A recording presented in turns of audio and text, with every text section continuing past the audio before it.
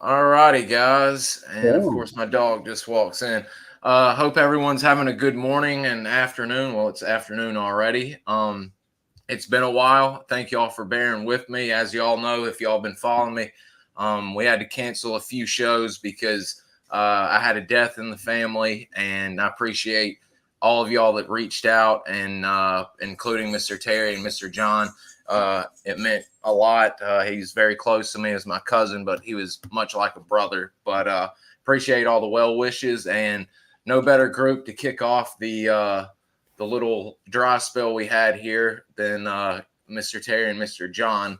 And we've got a lot of questions today, but we've also got some stuff that Mr. Terry and Mr. John want to talk about and have sent me some information. So, those of y'all that are new, Mr. Terry and Mr. John are going to introduce themselves, and we're just going to jump into it, and y'all get the questions flowing. So, Mr. Terry, how did you want to skin this hog?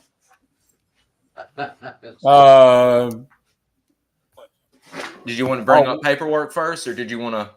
no, yeah, let's do that. Jason Holmes got a hold of me the other day with a really good question, and a lot of people ask these questions, and so let's just address it and be done with it. Do you want me to bring up the DA form or the DD first? First, we're going to bring up the DD 214. We just So lost John. there's a lot of people out there that claim that they were in SOG and all this kind of crap, or even just that they were in special forces in Vietnam. And the comments that I see is, well, is it on your DD 214? Well, this is a copy of my DD 214. And if you can read it, and I don't know if you can, there's absolutely nothing on the DD 214 that indicates your previous assignments. All this is like a synopsis of your military service in terms of like the date you joined, the date you're getting out, your medals, and some of that kind of stuff. But it has absolutely nothing to do with your assignments during your, period you were in. Mm-hmm. So to ask the person, well, is it on your DD 214 is a pointless question because no, it's not going to be on their DD 214.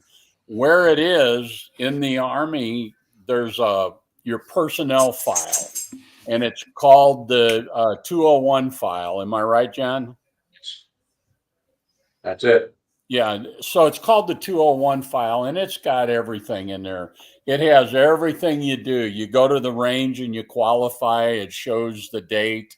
It shows what level you qualified with what weapon and all that nonsense. There's one page, and this is called your DA Form 20. There's 4 pages. One page shows all your schools and training you went to. There's other pages that show all this other stuff. And then there's one page that shows your duty assignments. It shows the dates and all that kind of stuff. So, but if you'll bring up the DA Form 20, and I want to thank Daniel Protiwa, our good old graphic artist buddy. Mine was almost unreadable, and Daniel at the last minute worked on it and made it to where you can read it. If you'll look in the middle there, it shows October 68, my MOS, light weapons leader. And then it shows, what do you think it shows? It says SOA, CCC, 5th Special Forces Group, Airborne, blah, blah, blah. So if you're wanting to prove or disprove somebody's claim that they say it's not in my records, well, I'm here to tell you it is in your records. And if they're trying to blow smoke up your ass, well, this is the way to prove it. Show me your DA Form 20. It's right there in black and white. There's no secret. The military has to keep a record of all your assignments, because that's your personnel record. And I'm not going to say that this couldn't happen, but I could see where maybe a guy went to work for the CIA or detached duty to the CIA, and they needed to make him invisible or whatever. I don't buy it personally, but it's possible. So here's the proof that yes, it is in your records. If you were in SOG, or even if you were just in Special Forces, it's going to show that you were assigned to whatever Special Forces group. Because if you go down further on mine, the next to the bottom, 23 May of 70, when I came back from Vietnam, light weapons leader, Company C, 7th Special Forces Group, blah, blah, blah, at Fort Bragg. So again, it shows the assignment. So I have proof I was in Special Forces. Up above, it's got training group also. So that's a way to deal with somebody. That's the foolproof way of proving yes or no that they were in SOG or not. And I would argue anybody that says it's flat out not in their records. Yeah. I mean, even the guys that were flying or part of Project 404, which was CIA, it still says Project 404 or, exactly, detachment in Laos or what have you. So, I mean, it's going to show somewhere because they've got it, like you said, they've got to keep track of y'all somehow. I mean, yeah. And keep in mind, too, back in those days, before everything was computerized, if it ain't written down, there's a problem, Okay, so if anybody, I'm having trouble. I had to get on my other laptop, and I'm trying to read the comments as people put them in. But if anybody's got any other questions about this Form 20 and all that, probably now's a good time to ask, because we're going to kind of move on. And as you mentioned earlier, we besides the infamous, it's been wiped clear or whatever. We've had people that have claimed, the schools that they went to were too secret. They can't even list them on paper. And there y'all a long time going to 1-0 school, and you get a certificate, a lighter, a bolo, and all that. So. I'm glad to see also that we've finally got y'all to explain to us that they keep track of everything. I mean, it doesn't matter what's going on. They've got a finger on y'all wherever y'all are at. Yeah. As long as we're doing paperwork. Oh, where the hell did I put it? I've got y'all's graduating class. Let me bring that up if y'all are looking for paperwork to stall for a second. I've got to pull it up. Jump wing. No, that's Vietnamese jump wings. There's one of y'all's classes. I mean, even y'all, some of the orders from graduation in this packet had orders on some. Let's see if I can pull this up without having to download the entire folder here. So to carry it a step further, I can use myself as the example. When we graduated from training group, a bunch of us had sent roses to Miss A up in the Pentagon. And we all said we want orders for Vietnam. So when they handed out our orders on the day we graduated, we got our orders, and it assigned us to 5th group.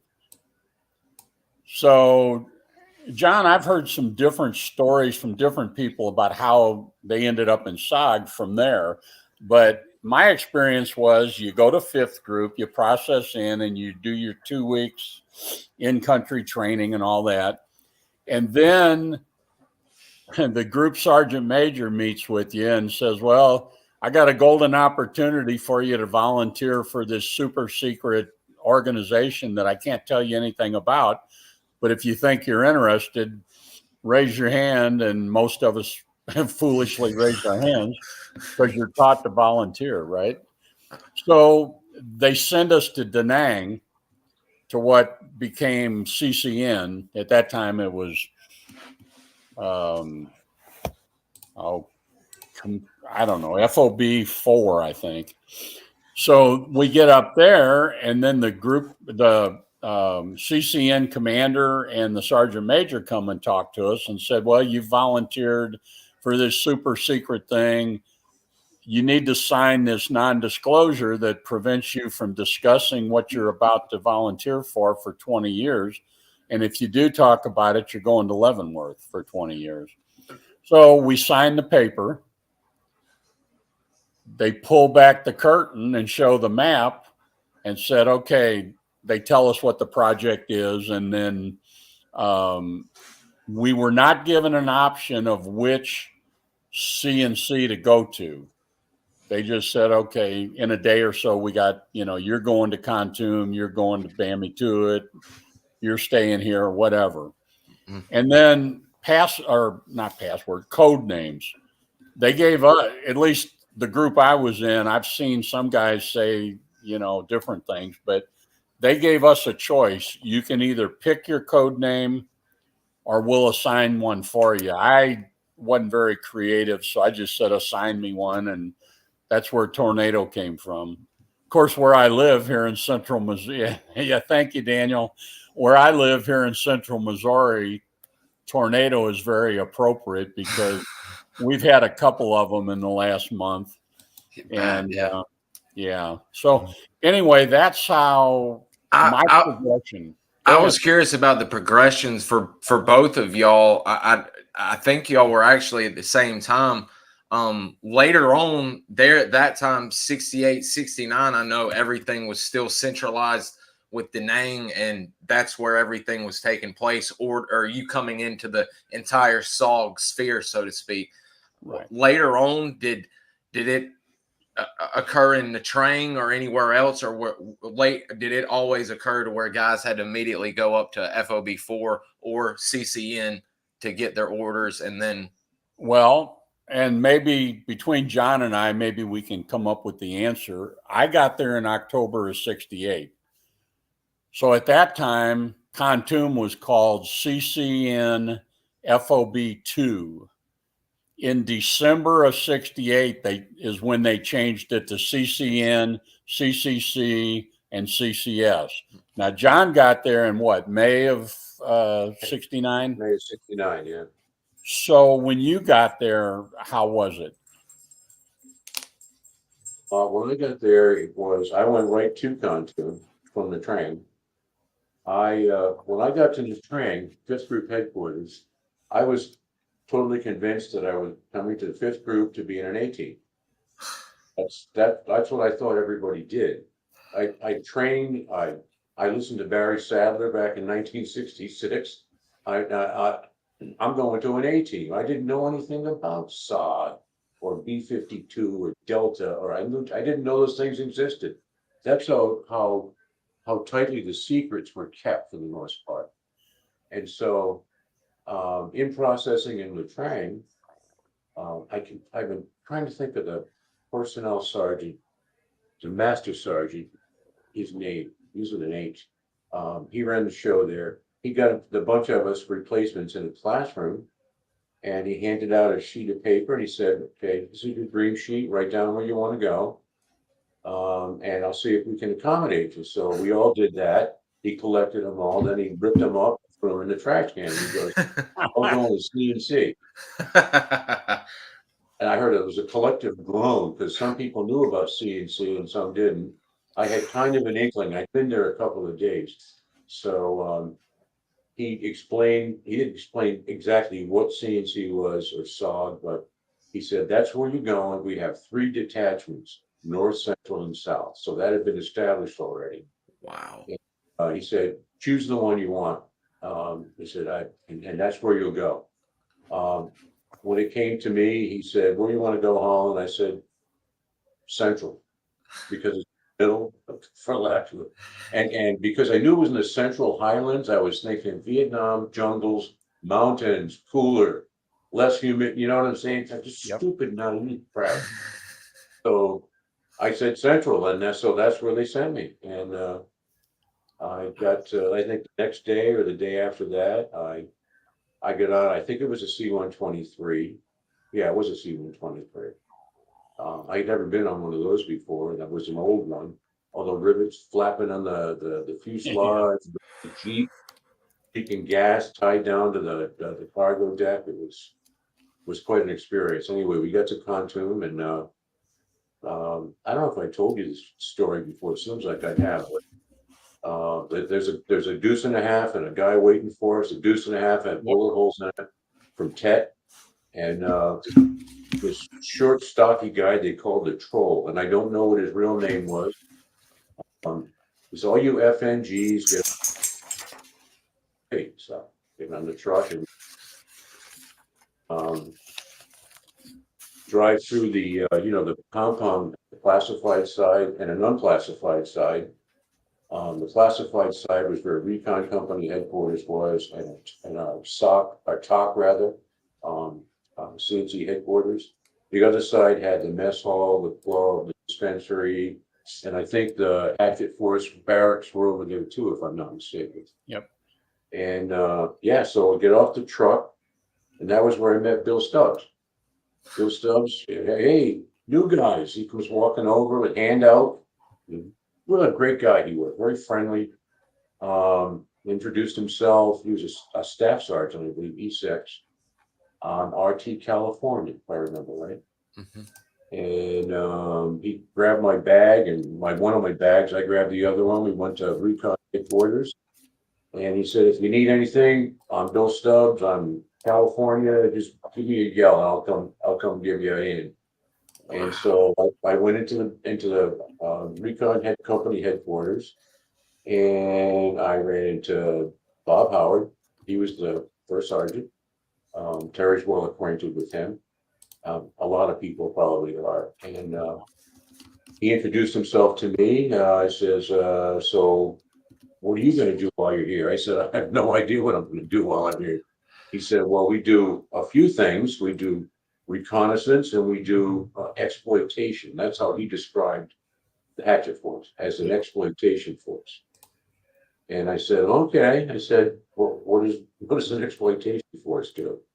He said, "You and I are going to have a little conversation, a sit down." He said, "Why don't you get you settled?" He said, "Do you want to be in exploitation force or capture force or in recon?" I said, I said, I don't know where. I don't know if I said recon or he decided for me, but that's, oh, I remember it. Carlos Parker walked in the front door, and Parker saw me with my bags. He says, "New guy. I need a new guy because he had a guy named John Henry on his team who was short, who was leaving. And George Cottrell was the other guy on the team. So Carlos claimed me. And so I was assigned to recon based on that. And Howard said, "Fine, you can have him, take him over, get him settled, and bring him back this afternoon after chow, and we'll sort of have a conversation with him." So that was how I got into SOG and to CNC. That's how I got to Khartoum. That's how I was welcomed. And yep, there's the gun. We had one of those. Is that That's your CNC? I think that's Snowden Hall and Snowden Hall. an Where's early picture, I think. Yeah. Is that in Khartoum? Yeah. No, because we had one of those 12.7s that one of our, I don't think it was an exploitation, but a recon team. I thought it was California. It was a Joe recon Walker's team that captured it and brought it Joe back. Walker's team. Joe Walker's Walker in team. California. Yes, Yeah. sir. I've got your photo right here. That's a That's little it. blue. Yeah, I sent you that. That's right. I have 2 or 3 other photos. I can't identify those guys. What are the other? Oh, that's Joe Johnson in the background there in the middle. Okay. Guy on the left, the guy on the right with his hand on the gun, and in the background, I just realized that's Joe Johnson back there. In the small guy in the very back or on our The left? very back, yeah, in the Okay. very back. That's Very Joe back. Johnson. The other 2 guys, I know who they are, but I can't think of their names. Joe Johnson ended up putting a 45 slug through his hand, plain old gun. Oh, Joe and I came over together from Fort Bragg. We were in the 3rd group. He jammed. You could take a 45 and you could jam the muzzle against your hand and push the slide back. He did that with a round. And so he was medevac, and I never saw him again. I think he was on RT Ohio, and I actually took his place when Carlos Parker was injured and they disbanded South Carolina. So I took Joe's place. But anyway, I have 2 or 3 pictures like that. There are a couple of other guys in the picture from a different angle. Again, names. Spec 5, that was usually a guy who was an engineer with Spec 5. But I don't know the name. There's Joe Johnson in the background. I would definitely like to see that, because here the reason I was questioning, and I'm sure y'all were, I guess it's changed throughout the years, because here's excuse me again, got a frog in my throat. Here's a picture from, I believe this is Sam Holland, who later became a Marine general. In the 70-71 time frame, and there's no bags or anything. The front, but the gun's there. That's the only thing that remained. That and the chalkboard and the sign. So I've always been thrown off. Where is that, Bud? Where is that place? This is the front Recon HQ where we just saw the sandbags earlier in that black and white photo. Yeah. This is the same place, but 3 years after the fact. I think that one we saw was in 68 or 69. This is 71. Oh, okay. Mr. Sam right here was with RT Alabama, and then became a general officer with the Marine Corps. Bud, you notice the ground between the gun and the building, that dark spot? That may very well be where the sandbags were at, because keep in mind, when they attacked the camp in April of 70, a lot of these buildings got destroyed. Absolutely. That's what I was thinking, that some of these, and I wish I had that photo. I may have it, but so the Covey Country Club was completely leveled. John Plaster, had he been there and not just left, he would have been in there and been killed. And I think our RTI was place, or Hawaii. Mr. Smith, Roger Smith, was around, and he said it was just devastating with those 122s coming in. So for the benefit of the new listeners, especially, when we tell these stories, you'll notice John and I were getting in country about 8 months apart. The difference in what it took me to get to SOG and what John went through, it changed. And the reason it changed, I believe, was because in that first part of the end of 68, early part of 69 is when we took so many casualties, not just Americans, but the yards also.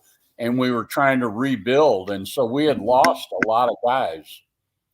And we had some recon teams that just completely vanished off the face of the earth, never heard from again. So when John, like Parker, he needed a guy, it's like, okay, who do we need the most? Well, the recon teams would go in and do their thing and try not to get in a firefight and try to locate stuff, where the hatchet force would then go in and we'd get our butts kicked, But so that's the difference in just 8 months of the progression once you got in country, how you ended up in SOG.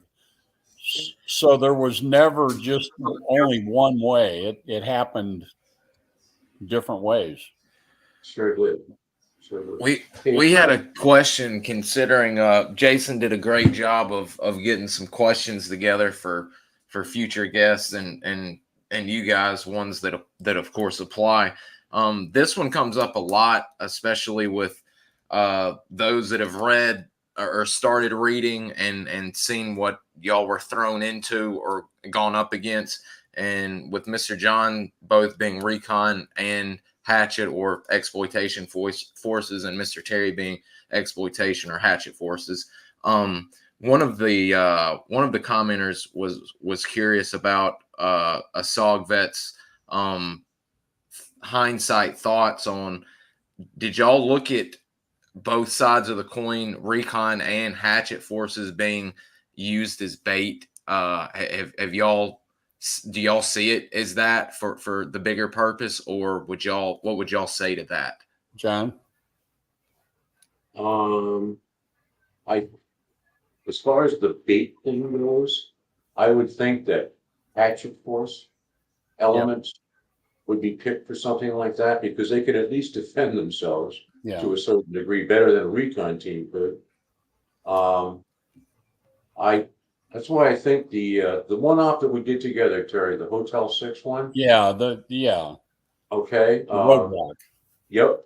So I think that's what that was. That was to draw. I think that was to draw larger NVA forces or whatever, because we were in a very critical part. We were what we're saying, a critical area of the Ho Chi Minh Trail, and we were dumping ordnance, a little napalm, I remember A1E Sky Raiders, those prop driven guys would come in to drop stuff, and we were interdicting that trail.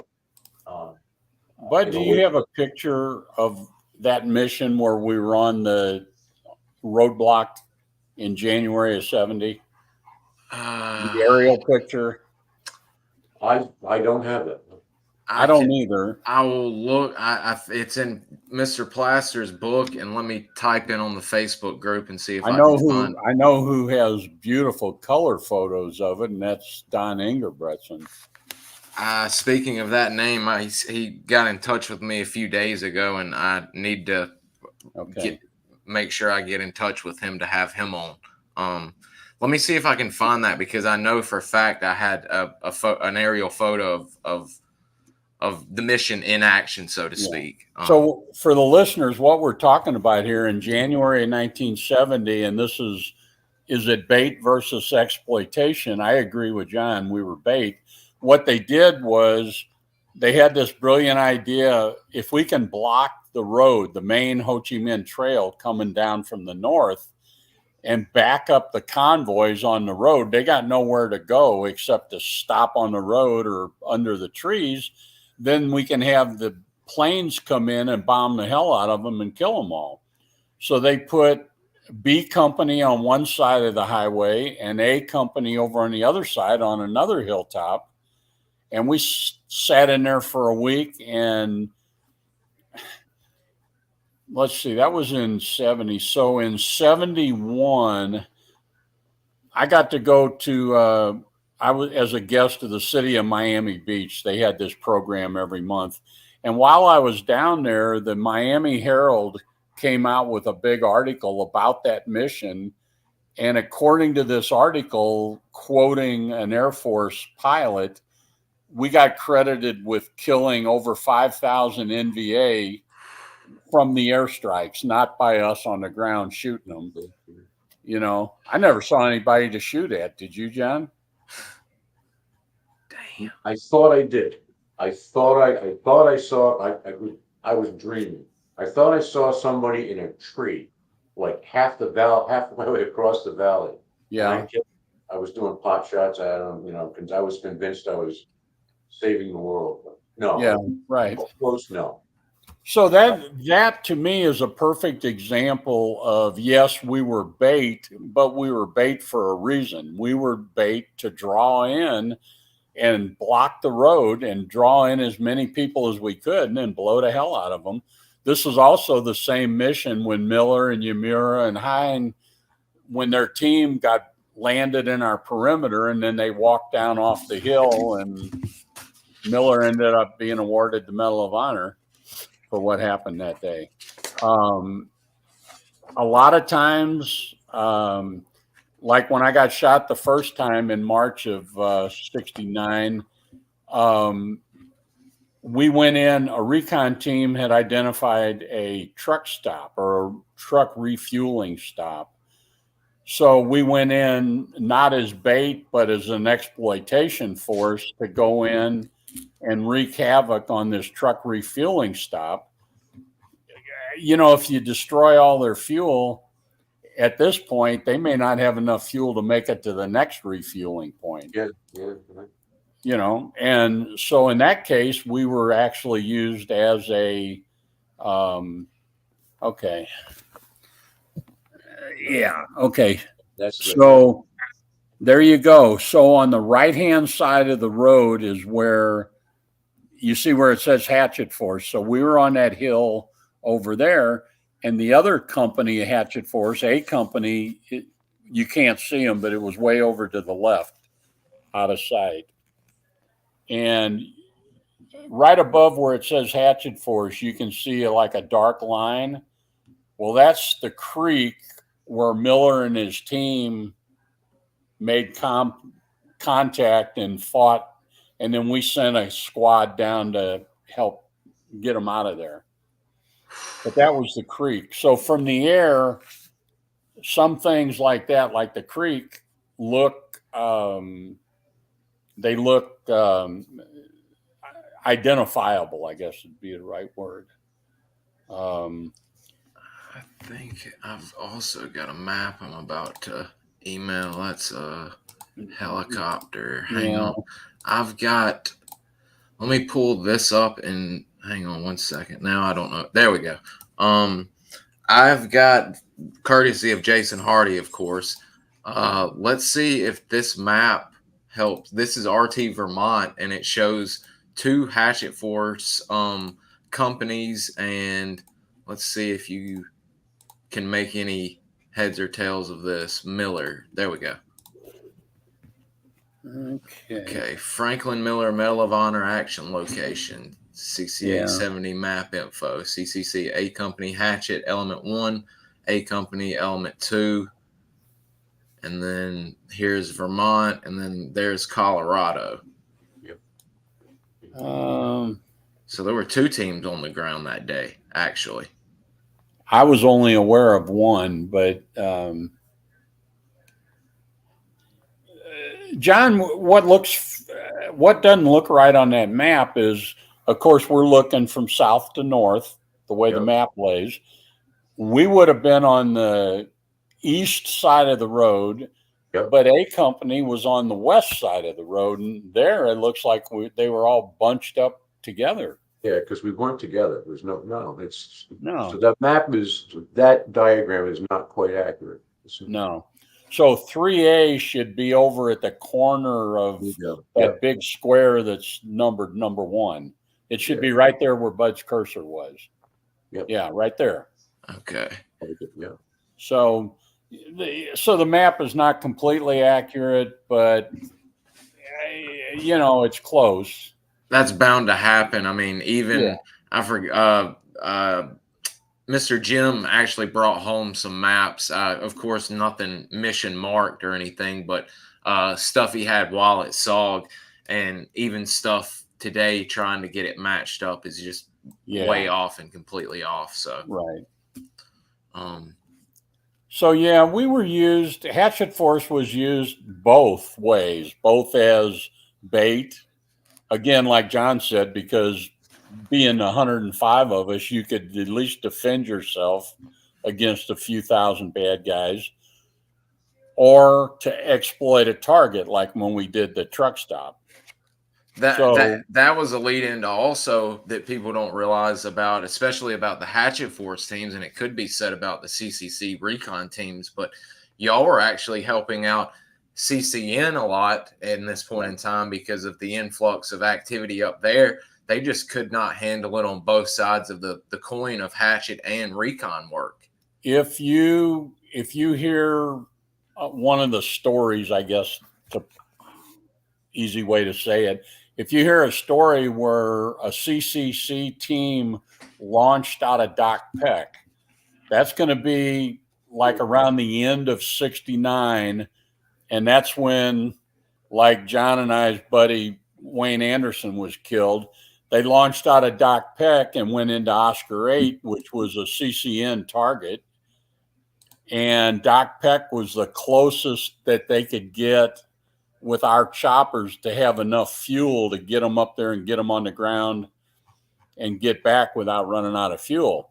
But normally we wouldn't have gone that far north, but CCN was way short on people, and every team they had, it seemed like they'd get on the ground, come out, and 2 days later, they're going right back in on another target. So we set up I know I was up there the second half of December. That's where all the pictures of me with Santa Claus come from, working the launch site.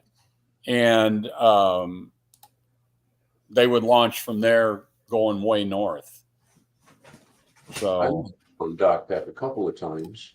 did you? Yeah, a couple of times.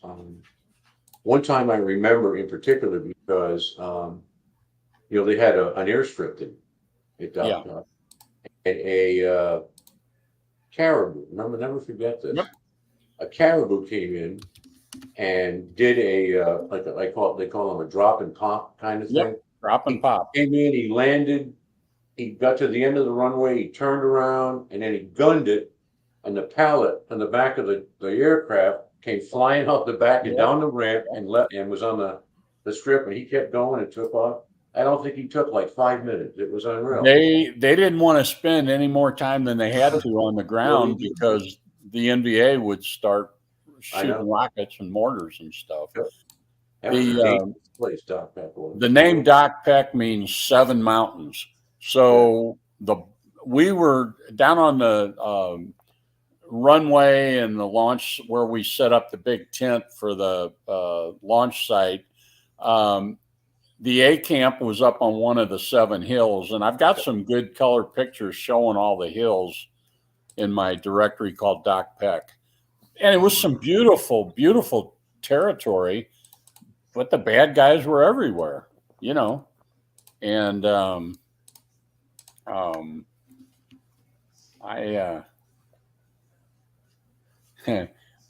so the one question, let's see, where was it? By the way, how do you get to see questions? I don't even have it. Okay. Private chat, comments, recording. Go to comments. Top right corner where it says comments. Yeah. Click on that. Oh, there we go. Live. There we go. All right. Gotcha. I love that photo. Let's see. We got Mr. Porter from Scotland on today. Oh, welcome. Yes. And of course, MJ's always on. We appreciate her coming. Blah, blah, blah. There was a comment. Oh, okay. James Porter. Yeah, see the mountains. So Doc Peck, the runway and the landing strip and all that was surrounded by those 7 mountains. I think that's the one where the A camp is up on top. Yeah. Yeah, Doc Peck's A camp was on top. Yeah. We had a launch site at the base of the hill. They were apparently at the A camp, they were apparently told to not socialize with us. That's what one of the guys told me. I never met anyone from the A camp. Well, because we were SOG, Yeah, there you go. I can't imagine the NVA trying to take them because you'd be going uphill. It'd be an uphill battle, but well, maybe if they had some armor, you never know. Well, yeah, but so you can kind of see the ground. You had mountains, but then you also had these huge, like this was a huge, what I call a bowl. I mean, it was,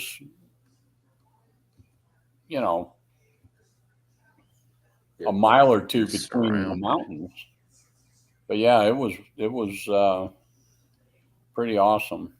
I love to take scenery pictures. Now that's one. See that? Look at all those mountains, and you can imagine us going up and down them hills with 75 to 100 pounds on our back, pumping those hills.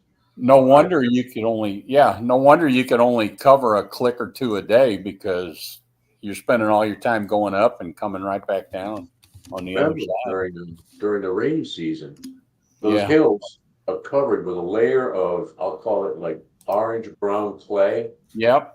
Slippery as hell, and so you grab when it's pouring rain. Imagine it's pouring rain, it's windy, and you're going up this hill, and to get up the hill and not slip and slide into stuff and fall back down to the bottom of the hill, you have to grab the roots of a bush or a tree or whatever, pull yourself up to the top.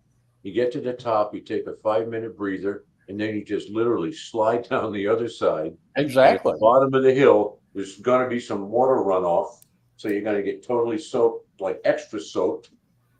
Yeah, Jesus. God. And if you want to break your slide down the hill, you do one of two things. Either you grab a tree Yeah, or you put your feet out and jam your whole back against to stop yourself. Otherwise, you're just going to keep sliding. ongoing, yeah. Yeah, this was Christmas Day, and we see this chopper coming in. And I think in one of the pictures, you can see I'm holding about a half empty bottle of Jack Daniels because we didn't have any teams. I think the Jack is in the other hand behind Santa Claus because I didn't want it in the picture, but there is one picture. And that was somebody coming in on ropes that had been pulled out.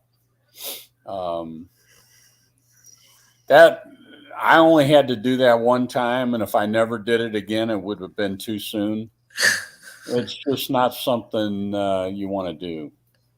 Yeah, I did training. I didn't have to do it as an operation. I'll answer James Porter's question, and then because that'll be a quick answer.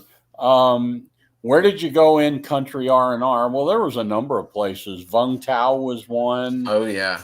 Saigon was another one. If y'all were wanting to relax, not have fun, we know where y'all were going to have fun. Bangkok and, even in Saigon and all that. If you wanted to relax and not have any problems, have a good beer and relax, where would y'all like to go? Where would you have gone? Saigon. There was a bar down there. It was, reputedly, it was a special forces bar. Mama Bix. Did you ever go there, John? Never did, no. Mama Bix. And she catered mostly to special forces. And if you went in there and there was anybody that was not special forces, they wouldn't have been in there much longer. I had one of the old guys, and Lionel Penn, Choo Choo. He said, young fella, he said, if you want to clear the bar, he said, you go to one of them street vendors out there after you've had quite a bit of refreshments because it'll kill your taste buds. You buy one of those little non-poisonous snakes or one of the little birds, and you walk in and sit down at the bar and just bite off the head and spit it out, and it'll empty out the bar. And it did. But the key to doing it and not getting sick was you had to have plenty of refreshments to deaden your taste buds. There's Choo Choo. Yeah, he ended up getting killed in a bar fight. I had a run-in with him, and then after that, we got along pretty good. I had prescription sunglasses because my eyes were real sensitive to the sun, and I was wearing them one day, and he wasn't very happy. And I said, well, they're prescription. If you want to look in my medical records, you'll see that there's a prescription for them. And he let it go at that. But there's Colonel Apt and Choo Choo. And he was a legend. And now did you ever have one of those jackets, John? I did. Somebody stole it. Oh my God.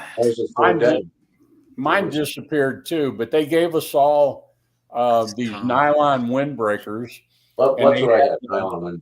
Yeah. They had the Starburst logo and had our name embroidered on them and the whole bit. I guess they had a budget for stuff like that. I had that. The Devons, I took it off and I hung it on a clothes rack. I went up to get some coffee and a burger or something at the bar. I came back, it was gone. Oh my God. Jeez. The more I talk to you guys, the more I hear about either y'all's entire memory stuff y'all brought home or just very important individual pieces being stolen or lost, and it makes my head explode. Somebody's going to walk off with that. When you're young, it's like, Terry, thank God you took all the pictures. Took pictures too. Where are they? I had a all my stuff was in a Foot Locker. And somehow the Foot Locker disappeared, or whatever the hell that word was we used to use. I have no idea. I had all my stuff was in there. And I had for some reason, the only thing I had left I brought back from Vietnam was I had one pair of jungle fatigues that had the CC patch, pocket patch on one side, and I had the red patch on the other side. I ended up giving that to my son, and he, over the years, has been offered big bucks for that patch because it's I had a set of tiger stripes in one of my berets, and they're on display in the Kansas State Capitol building. Wow! In a display. So James Porter, to finish your question, what was the going rate? $5 or $20, depending on what you wanted, and you can just figure that out for yourself. They did accept MPC, the military payment certificates, but they preferred regular greenbacks because every few months they did a swap back. With no advance notice, you'd be told in the morning formation that we're turning in all your MPC for the new version, and then the old version was no longer any good. So if the girls in town were collecting the old version, they were always trying to beg one of the guys to cash it in for them and get them the most current version. You remember? I remember one time when they did a currency change like that, and all the people from downtown, from the Ville, were all lined up against on both sides of the road, hanging onto the fence, like, and there was this low moan. And they had fistfuls of MPC. Yeah. They'd all been screwed because the MPC was worthless. And if you went, like, Vung Tau was a real big resort area within Vietnam, and that was a real popular in-country place. I never went there. Actually, about 25, 30 years ago, I was eating at an Oriental restaurant up by St. Louis, and the lady running it, or that owned it, was Vietnamese, and she had married an Air Force guy. And I said something in Vietnamese, choi oi, which is Vietnamese slang for holy shit. And so we got to talking. Well, she was from Vung Tau. Oh, wow. And so we became pretty good friends after that. So there were places. I just preferred Saigon because you could go to House 10 and, and I mean, Vung Tau was also an Aussie AO, wasn't it? So it was kind of weird. What was it, going into where it was an Aussie ran AO, so to speak. And like I say, I never went there. I just preferred Saigon for a lot of different reasons. Plus, you had the big PX in the sky in Saigon that made our little PX in Kontum look like nothing. I went through there on my way home. I stopped. I bought an Olympus watch. PX and Tron. My Olympus watch that I bought there was probably the worst purchase I ever made, because I spent years having that thing repaired. Every time I turned around, it had cost me $100 or $200 to have it repaired. Jeez. And it just never did work right. But I was too cheap to buy the Rolex. I was telling somebody the story not long ago, and when I took my my R&R, I went to Hong Kong. Nice. As I was preparing to go to Hong Kong, I hear a knocking on my door. I'd open the door, and there'd be somebody there with a fistful of money. Get me a Rolex. I want a date perpetual oyster, or I want this one, or I want that. Get me a tape deck. Get me this. I had a list like this long, and I had $6,000 in my pocket. Oh my God! And I spent the first couple of days in Hong Kong between having beers and meeting the ladies, going to the big PX there and buying all this stuff and arranged to ship it back. Yeah. And the reason I tell you this story is that I didn't buy one for myself. You can buy that for $500. Yeah. You know what it's worth today? Oh yeah, 10 thousands. or 15 grand or more. Oh yeah. Yep, and I didn't buy one. I ended up buying that crummy Olympus watch, the Yeah. PX in I July. think It I fell off think my wrist. I was at Fort Dix. It fell off my arm. The band broke, cracked the crystal. I oh sent it home to my dad. I was on my way to Hawaii then. I sent it back to my dad. He got it fixed, and then I forgot about it. And he decided he'd appropriate it, and he wore it for the rest of his life. And I think my wow. sister has it now. It's still ticking. But yeah, imagine that. I didn't buy one for myself. I bought a tape deck. It was a, Talking about things that we brought home. Well, there's one thing I won't talk, two things I won't talk about. But um, whenever, and John, you should have some of these too. Whenever you got an award, mm, they gave you these. I don't know, but I don't know how to. Okay, there. It's a vinyl. This is the cover, and then if you open it up, on the one side, it's your There you certificate go. or your award, and on the other side is the orders. yeah, Or if yeah. it was like a bronze or silver star or something, it would be the write up plus the orders. And I have. I don't know. I've got 3 or 4 of these that I've kept. I may send you one, Bud, one day. I don't need them all. And this is something that I've never heard anybody mention. I know I'm not the only one that has one, but when my mom died a few years ago and my sisters were going through all her, she kept every piece of paper and whatever. This is a letter from 5th Group headquarters dated October 29th, 1968, and signed by Colonel Henry Aaron. And it's a letter. It's my pleasure to inform you that your son has been assigned to the 5th Special Forces Group here in Vietnam with the Green Berets. He'll have the opportunity to make a significant contribution, blah, blah, blah. Your support and encouragement will make your son's job seem less difficult. And then on the second page, there's a list of all these different people that if you need help of some kind, Red Cross, it tells you how to contact them, the unit personnel officer, the group chaplain, the group surgeon, the staff judge advocate, all that kind of stuff. But it's just Oh signed wow. by Colonel Aaron. You kept all that stuff. I didn't. I was a young goat. I didn't keep anything. If I I did did, not know, it John. lost with time. I didn't know until 2015 when my mom passed away that this thing Oh, even existed. She oh, okay. never, and another, and maybe I'm wrong here, but if you got wounded bad enough that you got sent to the hospital, like when I got shot the first time, did they not send a telegram Yeah. to your next of kin? That's something that was not in my mom's stuff. But yet she knew that I had been shot, so she must have got a telegram, because then while I was in the hospital, they did the, what's it called, Mars, where Yeah. they let me Radio. call home, military, I don't know, whatever. Yeah, It's but almost like a ham radio call kind of yes, deal. but I never did. I never did find, or she never even mentioned the telegram. So No I'm one just ever mentioned assuming. it to me.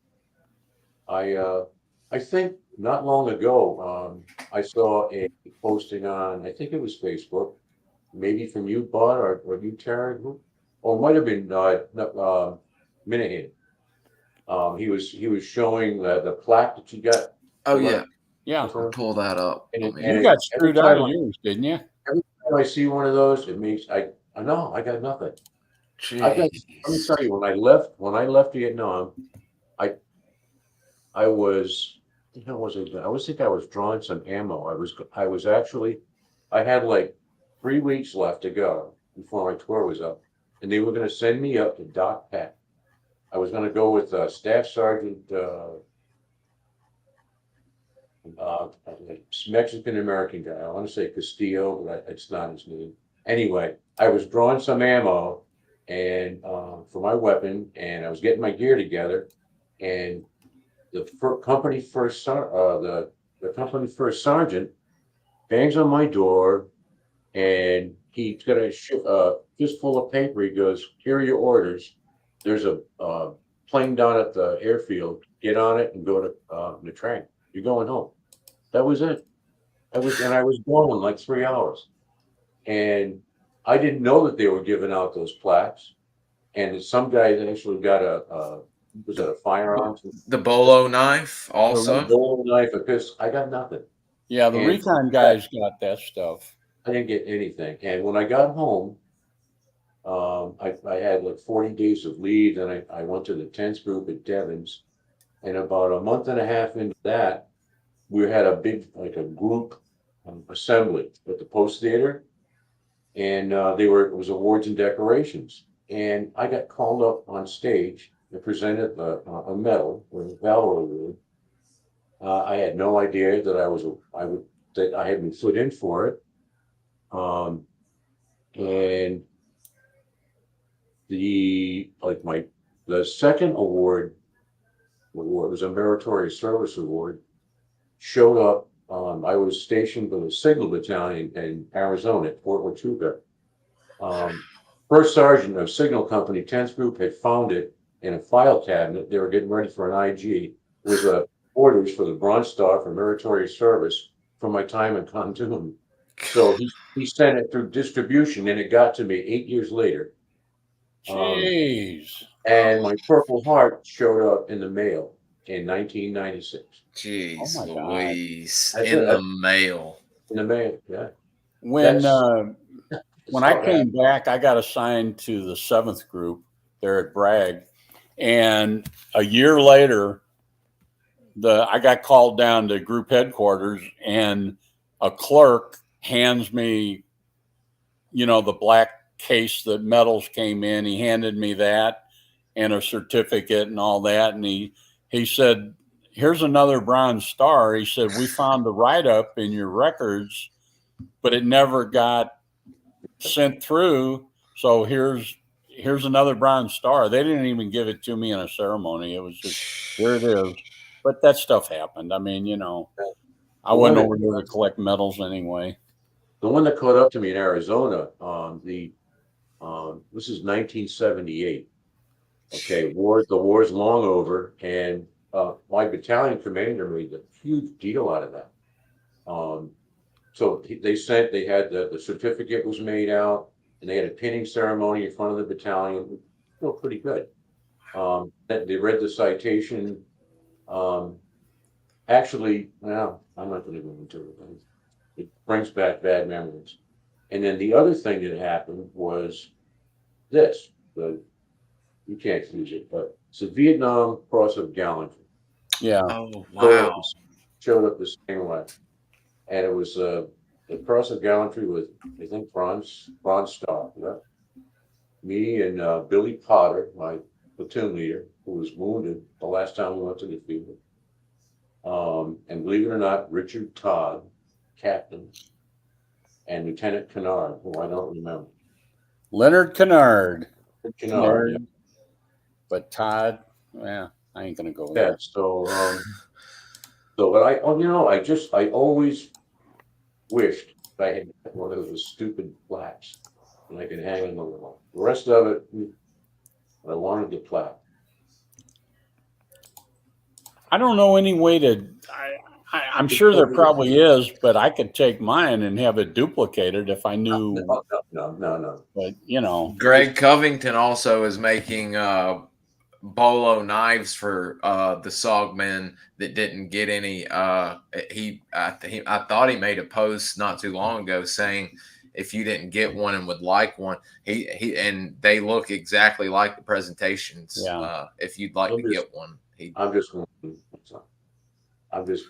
an FYI for your information, and I'm winding. Well, you men deserve those. Sometimes things fall between the cracks, and that's what happened with me when, in April of '70, the group had already been told it was going to stand down, the 5th group, and they were sending people home early. I was sent home 3 weeks early. You, me, and Minnie all went home within a few days of each other. all for the same reason. Yep. Went home early because of they wouldn't extend my or approve my next extension because of that. So I think that's why that happened. And I fell between the cracks.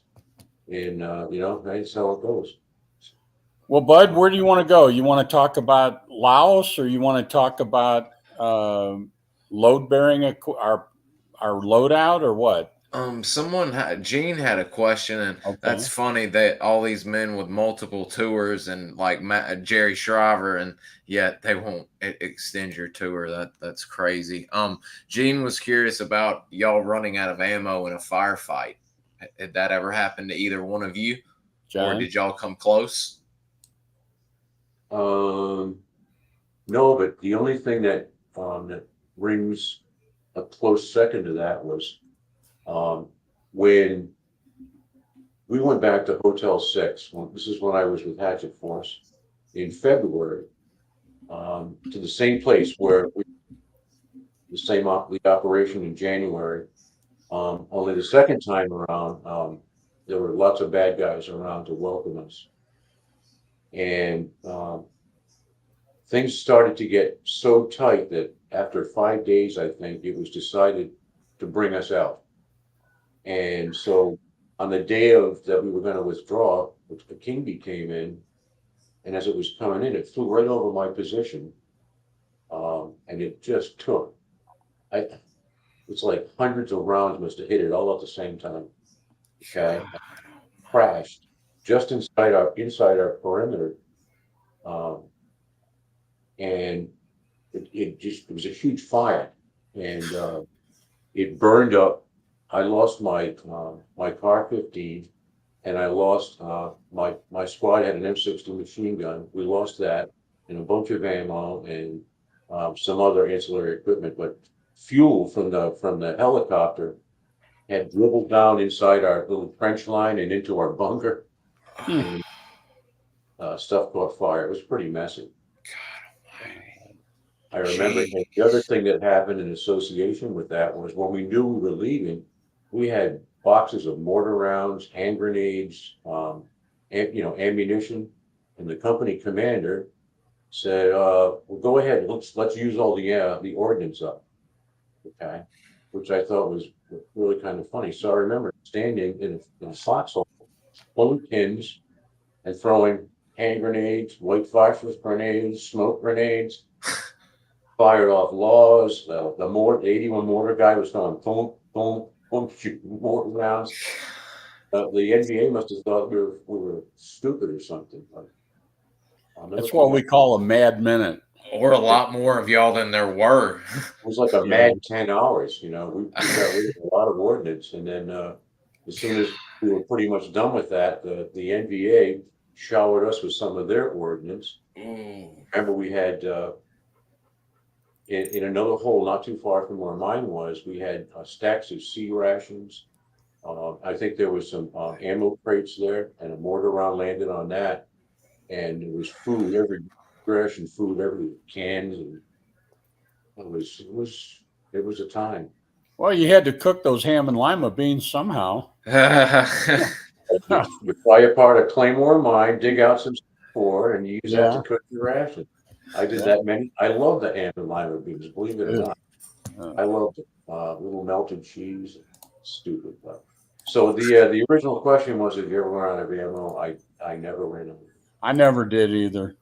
I carried lots of ammo, especially. Of course, again, comparing Recon to Hatchet Force, most of us carried 400 rounds of ammo, and I always carried 2 extra bandoliers, so there's another 200 rounds in my ruck just in case. But with Hatchet Force, because there were so many of us, you just generally didn't run out of ammo. Well, you carried a lot of that stuff in as cargo too. In the slip of the CH-34, the King Bee, and pull crates of ammo off and stuff like that. So you didn't necessarily have to have. We used to use canteen covers, carrying magazines.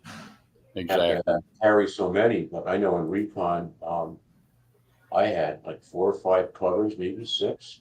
When I first started with Recon, I was determined never to run Okay, so we always had plenty. So I, 300-400 rounds. It was heavy, Let's see the ammo. and it's funny. The canteen covers were better than the ammo pouches. You could Yep. carry.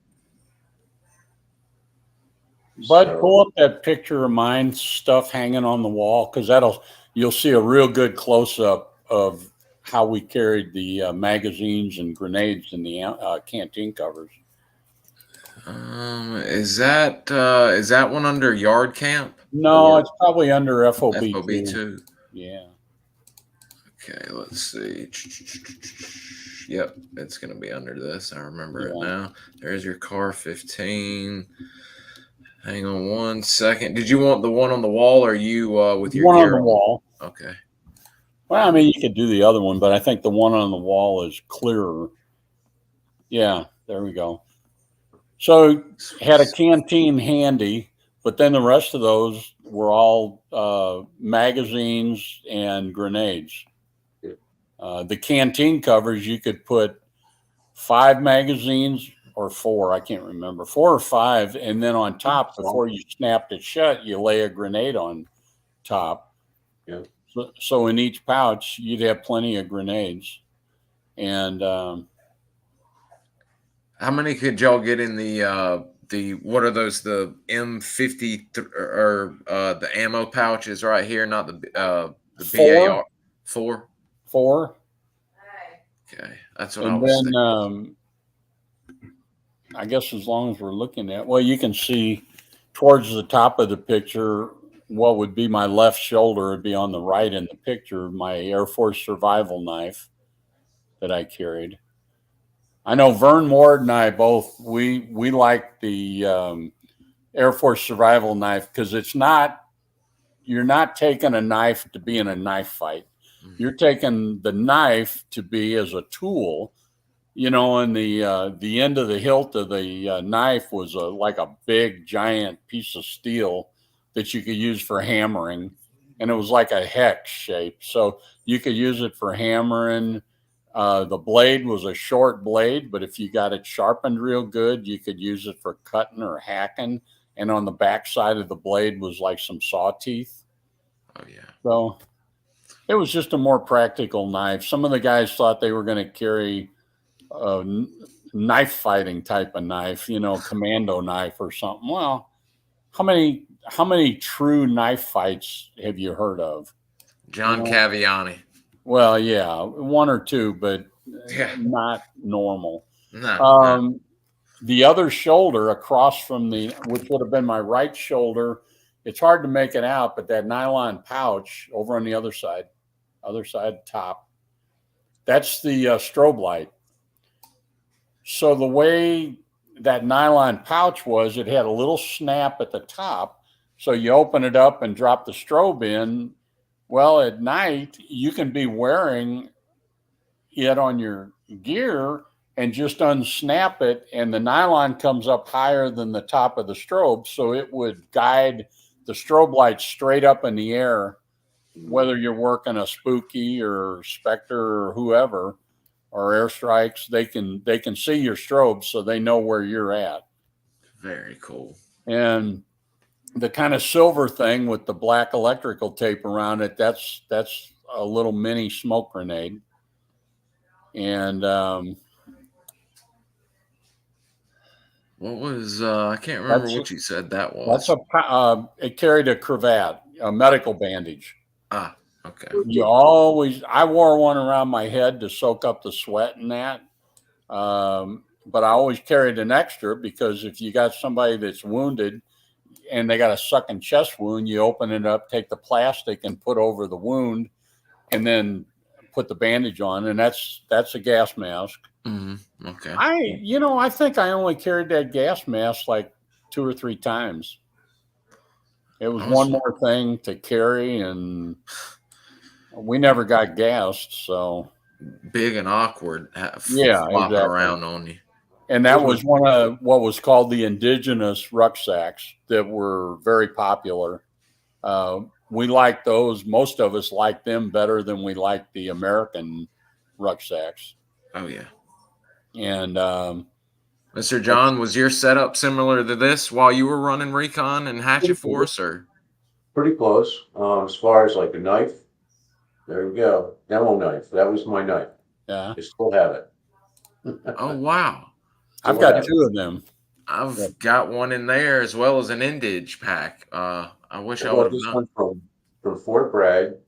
And when I came in country, I had this knife and I had a sailing knife that was used for, it had a spike on it for repairing sails and stuff like that, because, I lived next. And the MPs, or the customs people, whoever the hell they were, they confiscated my knife, my plate knife, but they let me keep this.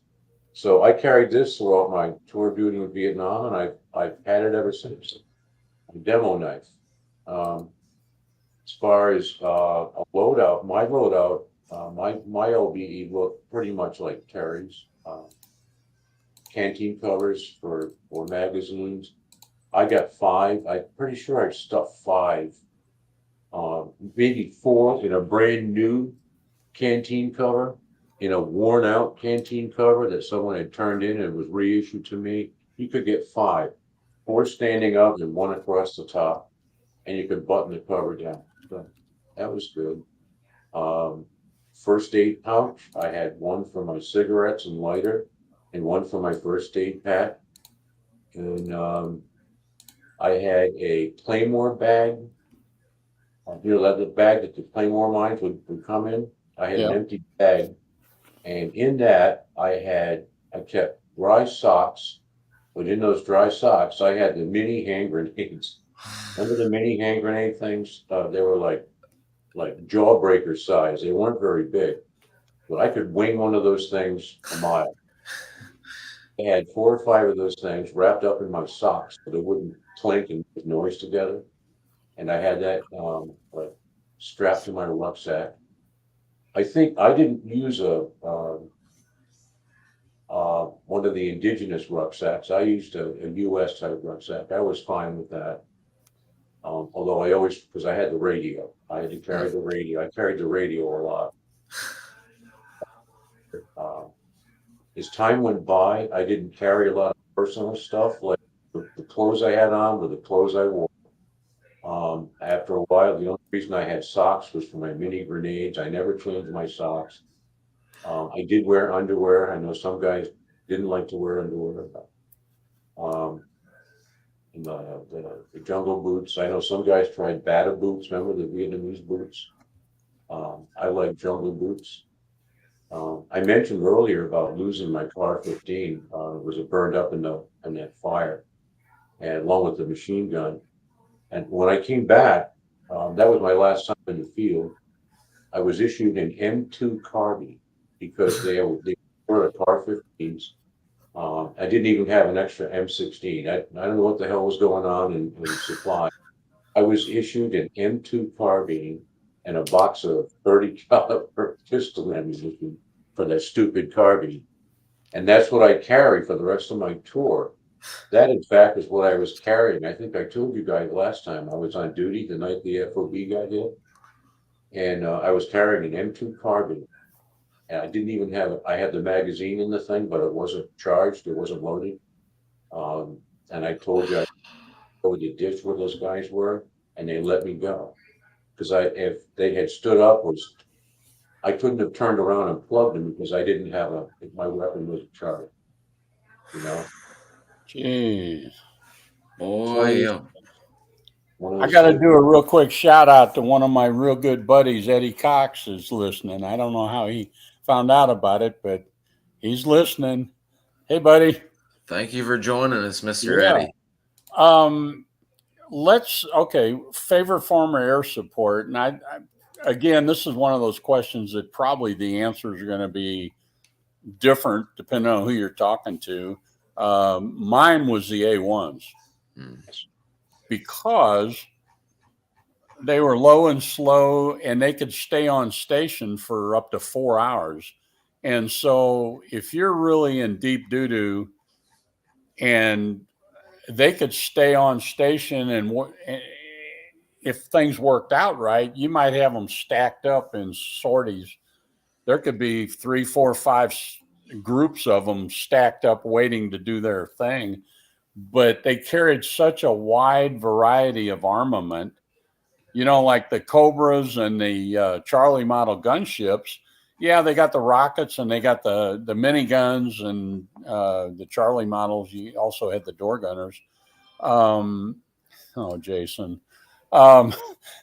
But I just preferred the A1s because of all the wide variety. I mean, they had the miniguns, they had rockets, they had bombs, they had napalm.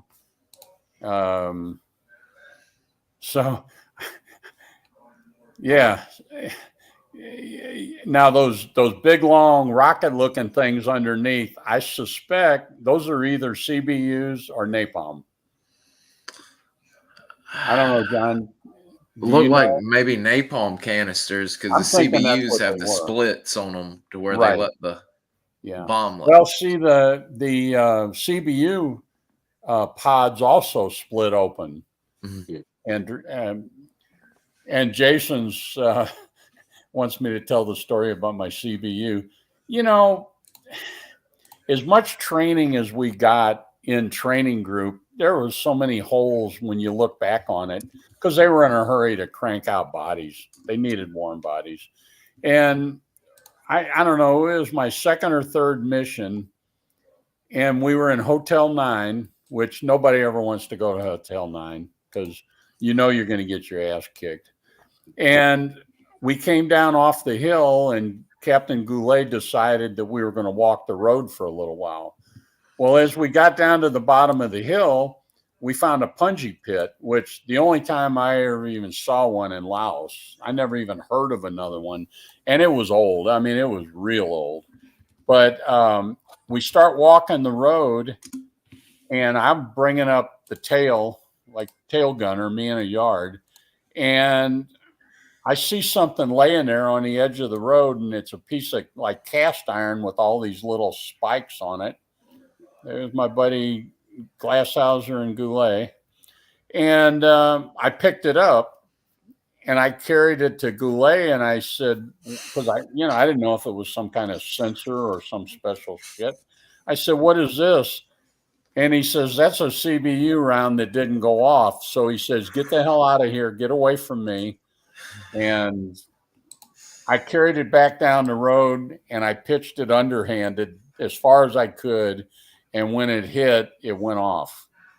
Oh. And you talk about scaring the hell out of me. I never again picked anything up because, oh, man.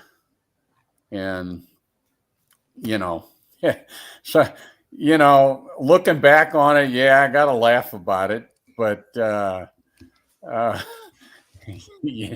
it's those kind of things that you do because I had no idea. I didn't know what a CBU round looked like to start with. So, I mean, yeah. I don't know, John, do you ever see any unexploded stuff? Like when you mentioned earlier about how you never carried or you stopped carrying your protective mask. Yeah. When I think I was on RT Ohio, we're on an operation and walking alongside. Oh, I think I did tell you guys about this. It was we come down off this hill and we start walking alongside this body of water, and it was like looking at a mill pond, calm waters, fowl, birds, fish jumping, and it was one of those beautiful spots you find. You know what I'm saying? Flowery bushes, and we're walking along, and we're all just kind of looking at it, and all of a sudden, the guy in front of me just falls on the ground with his hands on his face, starts coughing, and I'm looking at it at one of the yards, and then all of a sudden, I felt this burning sensation around my eyes. And what we had done, we had walked into a place where an Air Force aircraft of some kind had dumped a pod, PS pod, into the jungle, and it hit the ground, of course, and popped open, and the powder was just laying there, waiting to. some dumbasses to walk into the area where it Oh was. my God. Oh yeah, so that I used my protector that time. I did. That was my pillow. That's why I carried it. That was my pillow. That's why I sleep. Yeah. Oh, So one in a million. You run into something like that. That was fun. jeez. That well, the close air support always is pucker factor inducing. A lighter side, since both of y'all were like to have fun. This is a I think fairly a new viewer for everyone. Terry and John, what were the best joke you guys played on your teammates, or what was a funny thing your teammates did to you guys? Huh. Maybe we can stretch this to maybe while y'all are in training group or in SOG that you saw something funny go on, because I know y'all did crazy stuff in training group as well. Well, keep in mind that, we're all like 19 or 20 years old. So you're all a bunch of smart ass young kids. And you got to take stuff with a grain of salt. Otherwise, you're going to lose your sanity. And plus, it kind of helps you make it through the training. I just can't really think of anything. I mean, probably the craziest thing I can remember, and it wasn't really crazy, is my buddy Glenn Yamira, who was one of my roommates. The barracks we had you had 4 people in each room. And myself, Glenn, the Baron, Bob Bechtold, and the other guy, I can't remember his name, but there were 4 of us. And we took some pictures of, like holding Glenn and cutting his throat because he was a bad guy. Stupid stuff like that. But I mean, nothing. That's the only thing I can even think of that would come close to, Did 2 things I remember, both at Fort Bragg, not in Vietnam. But, one night, I was sleeping, and I think I mentioned to you guys about my snoring episodes and how they got me transferred from recon to. So I'm in my bunk.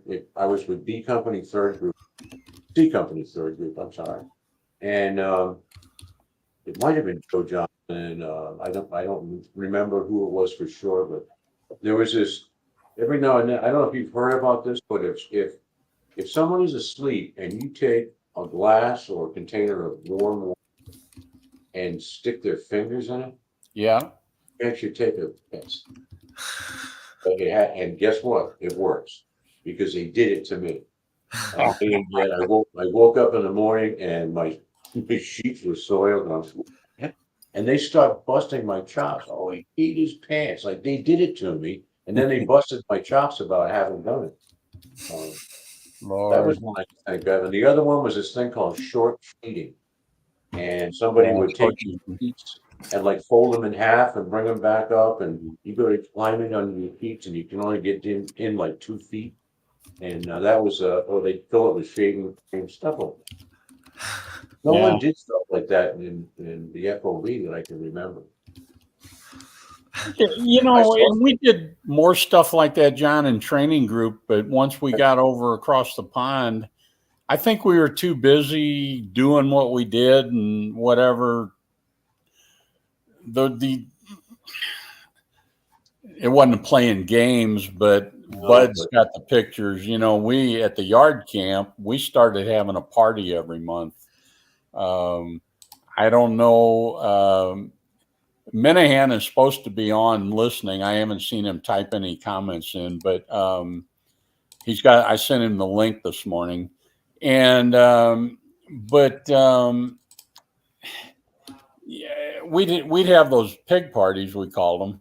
And I was the head procurement officer, so I would have to go to town and load up the 2.5 and the 3/4 ton truck with the entertainment. And got an awful lot of pictures. Some of them are somewhat incriminating. And I told Minnie, I said, we probably don't want to show them. Some of the guys are KIAs. Some of the guys may be married and wouldn't want their wives to see the pictures, but there's some stories there. But it's one of those things that some things are probably best left untold. You know, you see some a lot of memories. Yeah, you see some weird. I was just visualizing this one time. I was just off the FOB. There was as you were heading into Pontoon, the first alleyway to the left. There was a house of ill repute down there on the right-hand side. That's where my house was. On On the left as you went out the gate. Yes. Yep. And I was down there with a couple of guys, and we were in that place there, and Mama Son got us some beers, and we're just having a good old time thinking about, well, we want to proceed or not. And then a couple of other guys came, senior NCOs, and they were both kind of new to the. There was one guy that they called him Elvis. Might have been Presley, Elvis Presley. Ulysses Presley. It's the camel. Yeah. Okay, yeah, they called him Elvis, and I had never met the guy, Ulysses Presley. Yeah. Yep. So, he was there, and oh God, I can't think of the other man. They came in and they had already been drinking, and they were having a great old time, and they started busting on us because I think I was a Spec 4 then, and they were E7s. Oh yeah. What are you punks doing here and stuff? And we all ended up drinking together and having a good time. And I forget who it was, took his boot off and threw up in the boot. And Elvis took the boot, chugged it out of the boot. I never forgot that. And so that was one of the weird things I remember saying. See, that's the kind of stuff, Bud, that we did that was harmless, but yet it left an impression. It's like, God, he drank all that beer out of a boot. No, I saw it was puke is what it was. Yeah, I was about to say. In his boot, and the other guy drank the puke. And I saw a guy do that when I was in England on the flintlock exercise when I was with 10th Group, and there was a guy named Jimmy Pruitt. He was a CCM vet. And Mule Pruitt. I think it was Mule Skinner Pruitt. He had like in his house he had either 2 or 3 citations from the Distinguished Service Cross. Yes, sir. He went up for the medal a couple of times and didn't quite get there, but he was quite the guy. But he did that. We were at excuse me, we were in this like a dance hall kind of place. We were in England. We've been invited to go there by the local people, drinking beer, Guinness, and Navy rum was another favorite thing. And sitting there as time went by, everybody got rowdy and drunk. And Jimmy did the same thing. Somebody puked in the boot. He grabbed the boot back, and ladies that were there were just so grossed out. I think them threw up. It was just. I think we used to call it grossing out. People would do gross things. It was like when somebody would grab your head and stick their tongue in your ear, that kind of thing. Yep. That was real popular. I knew Jerry Shriver, hello. Yeah, I knew a guy at Devon's. His name was Riley, John Riley, One-Eyed John Riley. He had a glass eye, and he would take his glass eye out and drop it in your drink, and he'd hold it in his face, and he'd go, "I got my eye on you." Oh my God! Stupid crap like that. Jesus. Mr. Pruitt, if I'm not mistaken, his DSC was when he was with RT Aspen. I think he may have been the lone survivor, or they got into the mess. His name recently came up on one of the groups. He's quite the guy. I really wish I had the guts to tell the story, but I don't think I have it, and I think it may be one of those stories. It may be better. Nothing bad, but just the joke itself is a little taboo, so I may have to save it for when us two are offline. And I tell you, it's absolutely hilarious in my opinion, and it's Mad Dog Krupa in the bar pointing at something and making a comment. But I dare not say it right now on Facebook. I'll let y'all judge it. The next time we talk about something like this, I'll let y'all approve it when we talk offline. I think Okay. it's hilarious, and I think y'all are going to enjoy it. I can't help but smile when I think about it. Keep in mind, we worked hard, but then we played hard. And I think some of that, John, was to take your mind off of. Got to blow off steam. I mean, yeah. Well, yeah. And the other part of it, I really believe, is what it was a form of, we're all brothers. I'm sure it's kind of the same way these days, but back then there was like a brotherhood. Yeah. We were SF guys, and you could just be two SF guys in a bar in Paris. You just happen to run into one another, and before you know it, someone's tongue is going to be in your ear. Yeah. And there's going to be some kind of gross thing going on. It's a brotherhood thing, we're aligned. We're part of something, and we carry a little piece of that no matter where we go. And you and Minnie went to, I hope he's on listening. I didn't actually know Minnie over there. I came to know Minnie later through Wayne Anderson's best friend in civilian life, who he met Minnie at the funeral because Minnie escorted the body. Well, then over the years, I got to know Minnie just by emails and stuff. And a couple of months ago, I guess he saw one of the posts he was on, and he saw one of the posts and saw me comment on something. So we've been in touch. I just talked to him the other day. And, but it's one of those things that it's the brotherhood. Yep. There's a car dealer here in town, a Chevy dealer, and I get employee pricing because my wife's brother retired from General Motors. Well, that dealership back in 2011, I was looking for a dually because I got this monstrous horse trailer and I needed a big truck. And I called up there and I said, I'm looking for a dually. And the guy I talked to just laughed at me and said, good luck, and never offered to help me find one. So I said, well, I'll never do business with that dealership again. Fast forward to last year, 2 years ago, and one of my students was a veteran, but he's telling me his brother-in-law, his daughter married this guy's son. Well, this guy was in 5th group. So he says, you really ought to talk to him. He was in 5th group. Well, I was in the market to get a new truck, so I went up there and I met him. Well, he was in 5th group in the 80s and 90s, but it's like the brotherhood. So, when it came time to trade in my truck, I got so much, they gave me so much on the trade-in and just the whole deal. And it's just that brotherhood. You're going to find out, John, in September when we go to Fort Campbell, the brotherhood is alive and well. Yeah, kind of looking forward to it. We're going to have Minnie's coming. Yeah.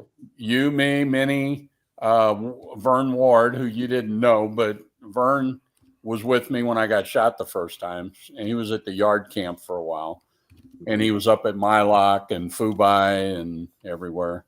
And it's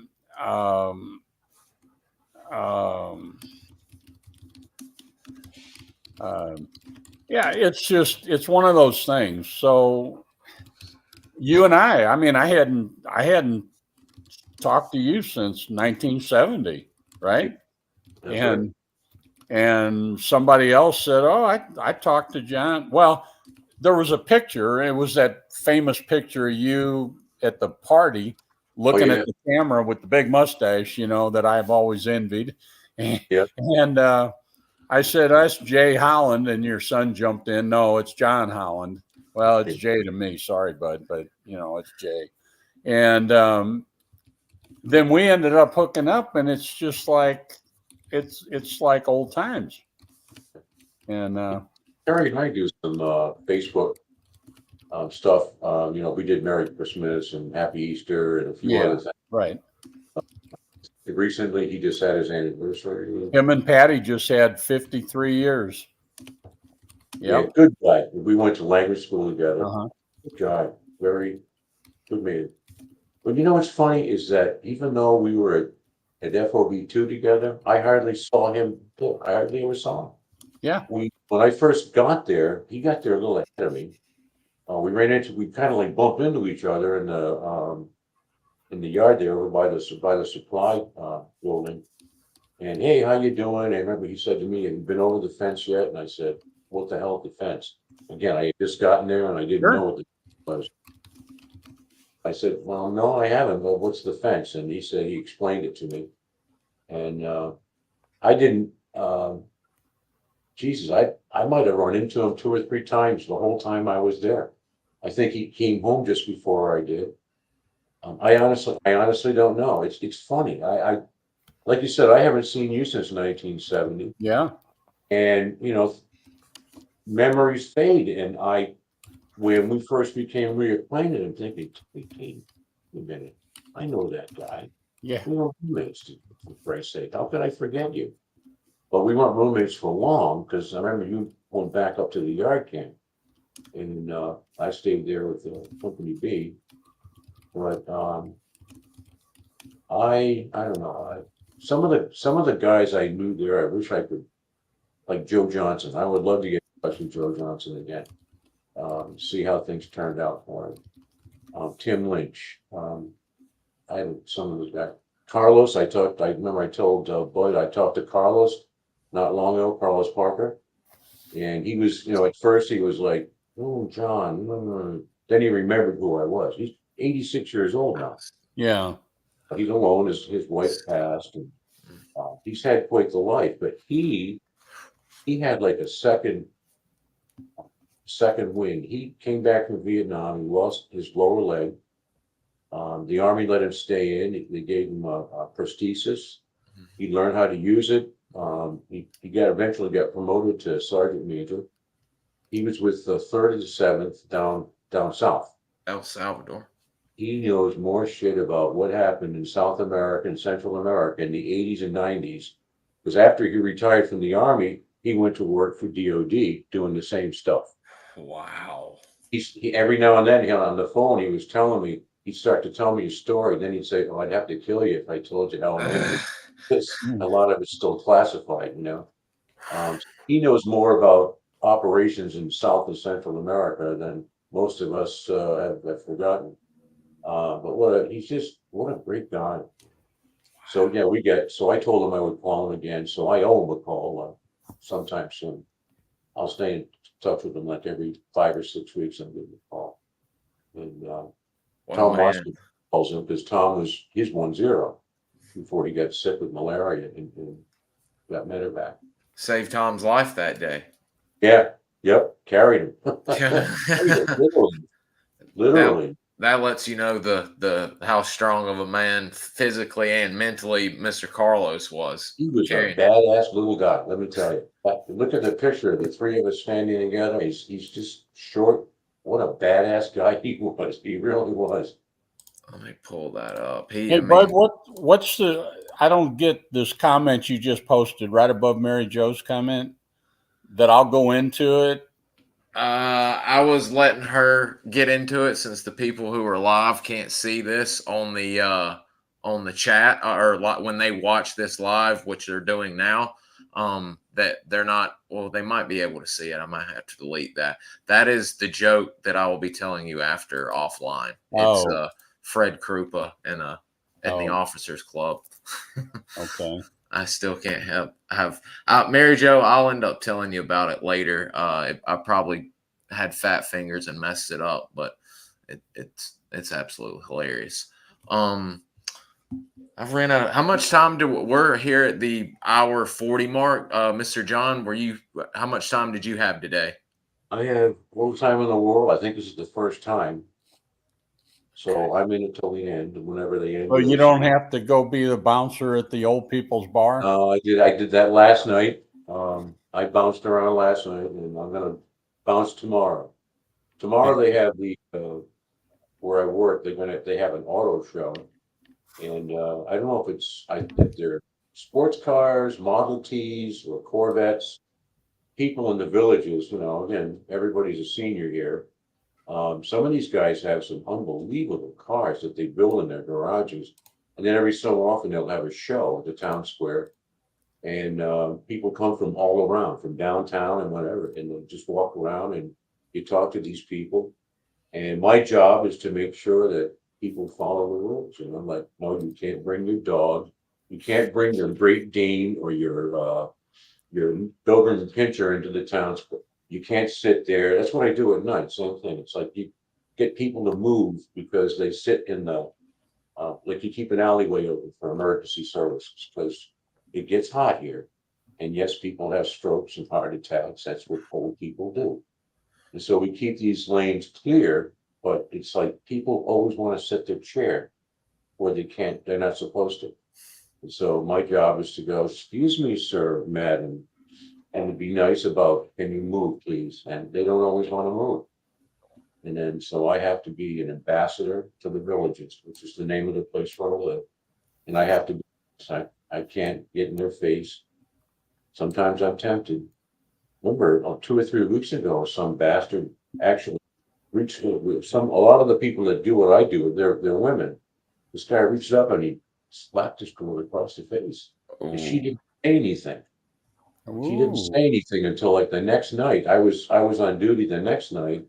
Everybody was like horrified, hoping the guy would show up again, but he never did. God. So I mean, old people. I'd have sent him to the hospital. Yeah, I'm telling you. putting a hand on a woman like that's where we draw the line. Jason's got 2 interesting questions about the y'all's Indige warriors.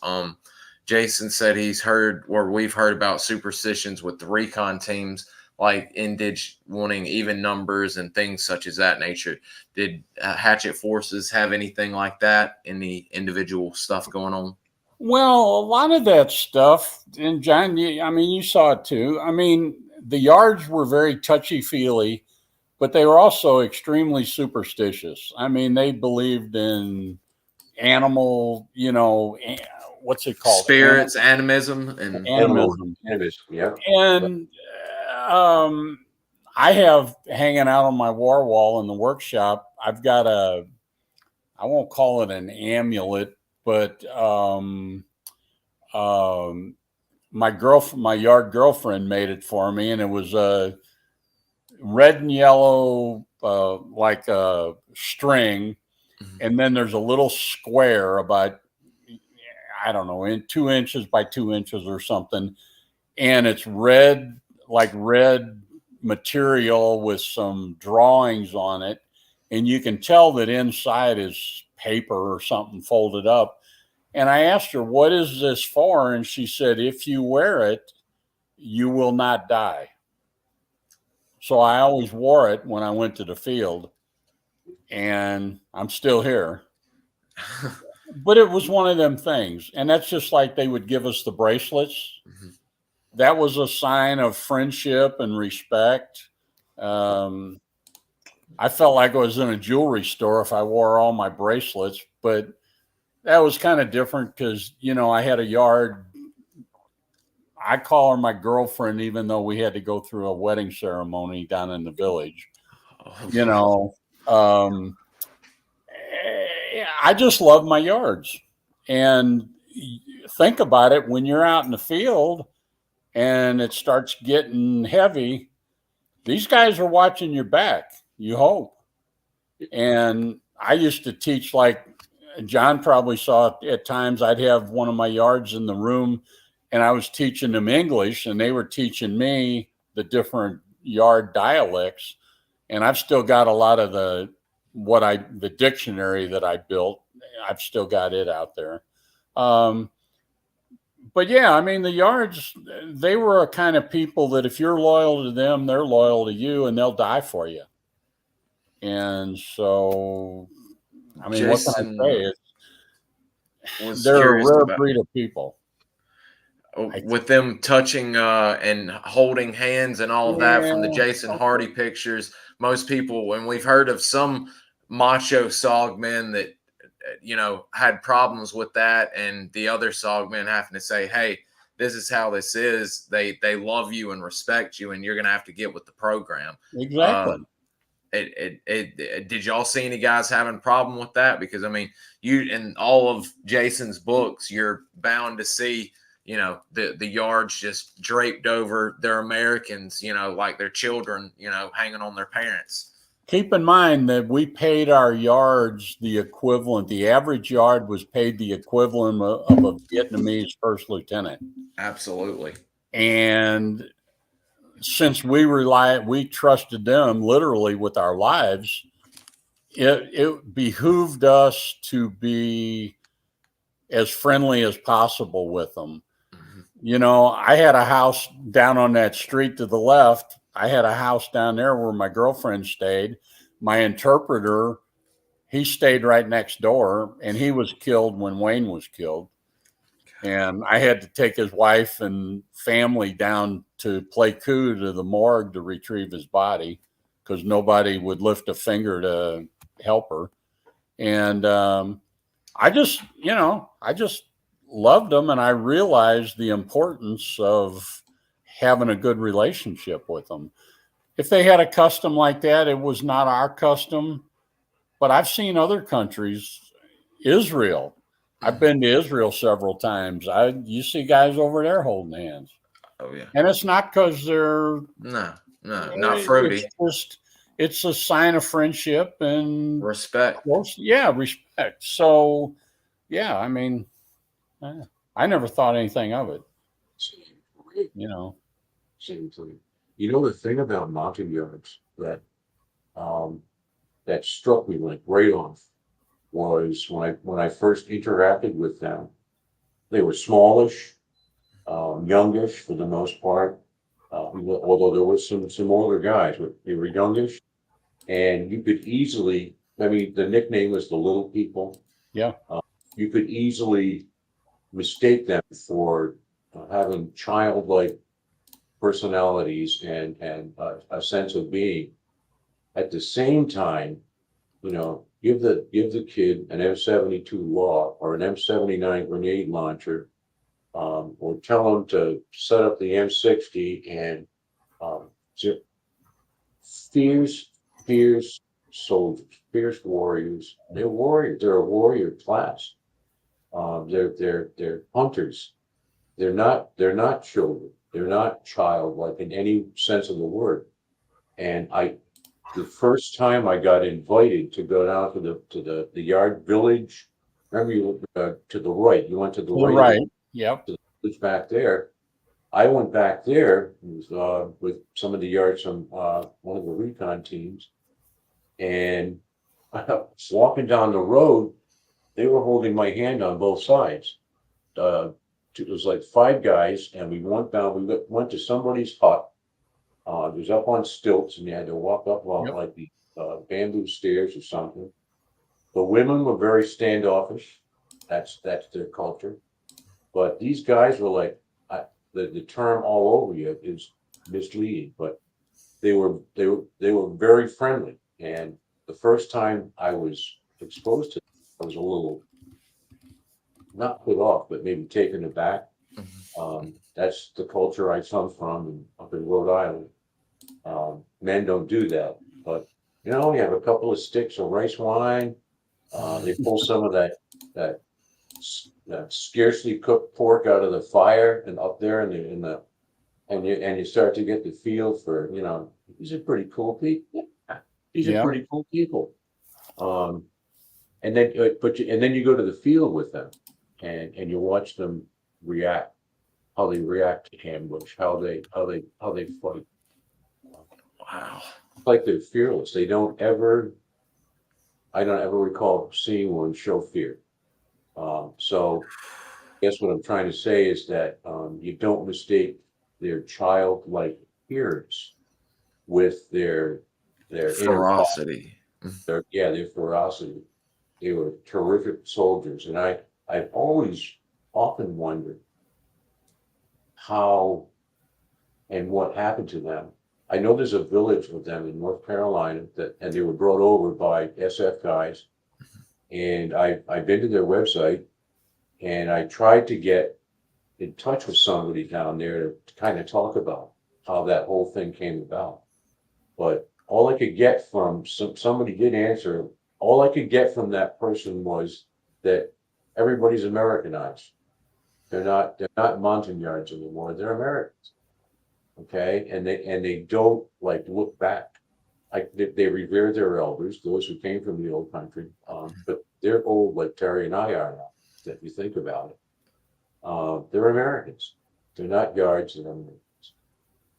I thoroughly enjoyed my time with them. I one of the best experiences I ever had with them was up at Dock Peck. They were going to slaughter a cow, water buffalo, and somebody came and got me and the other American that was there with me at the lodge site.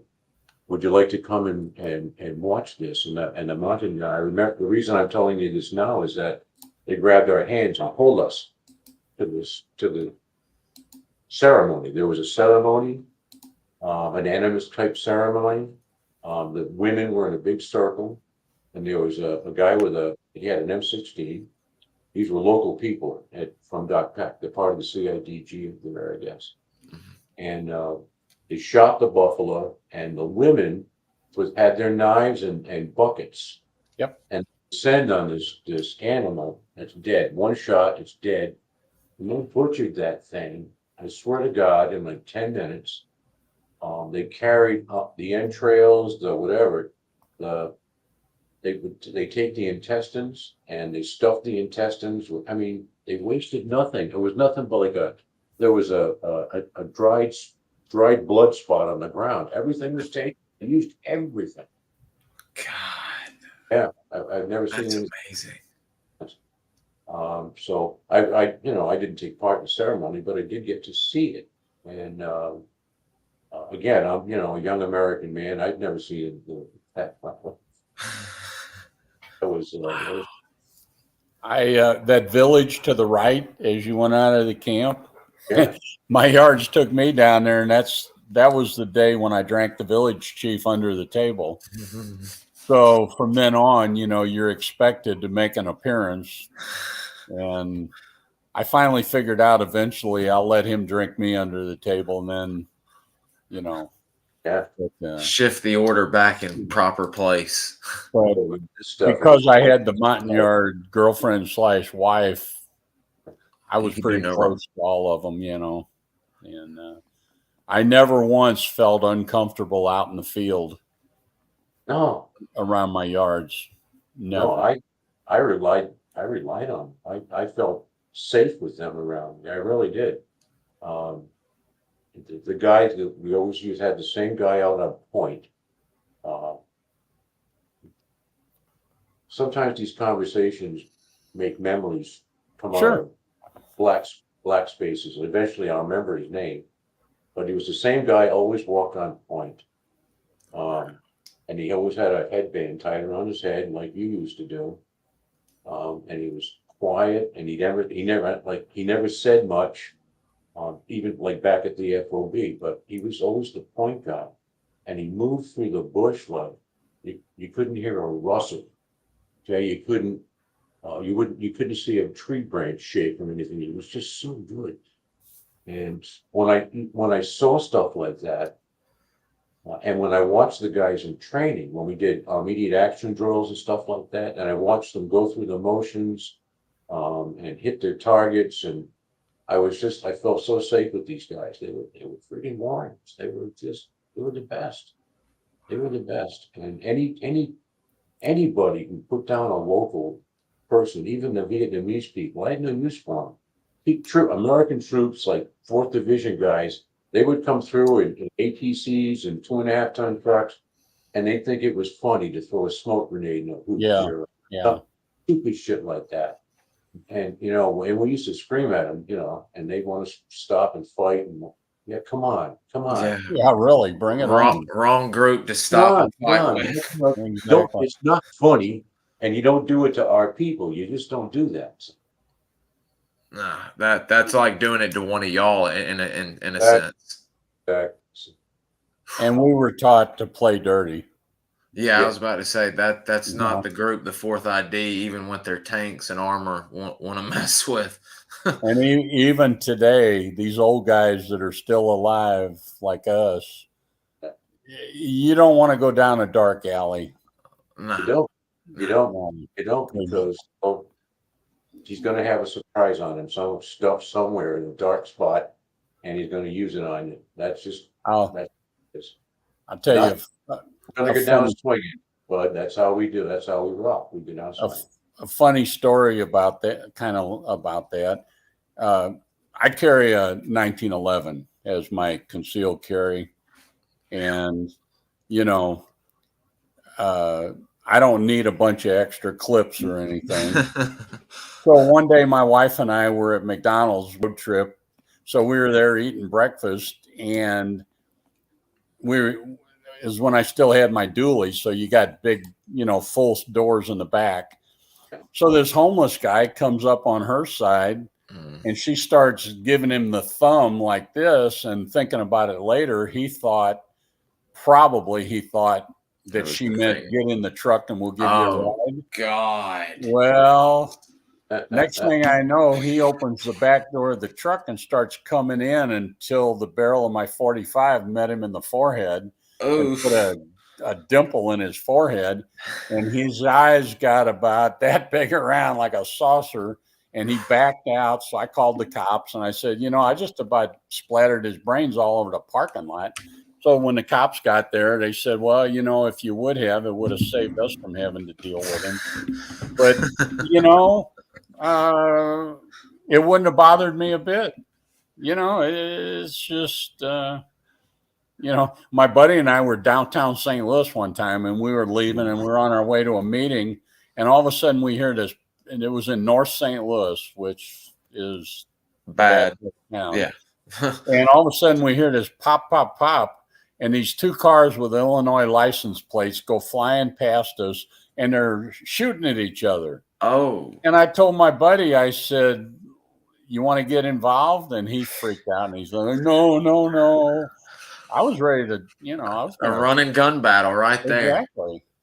But I don't know. Everybody's different. But I think most of us, if the situation warrants it, we're going to take care of business, Yeah.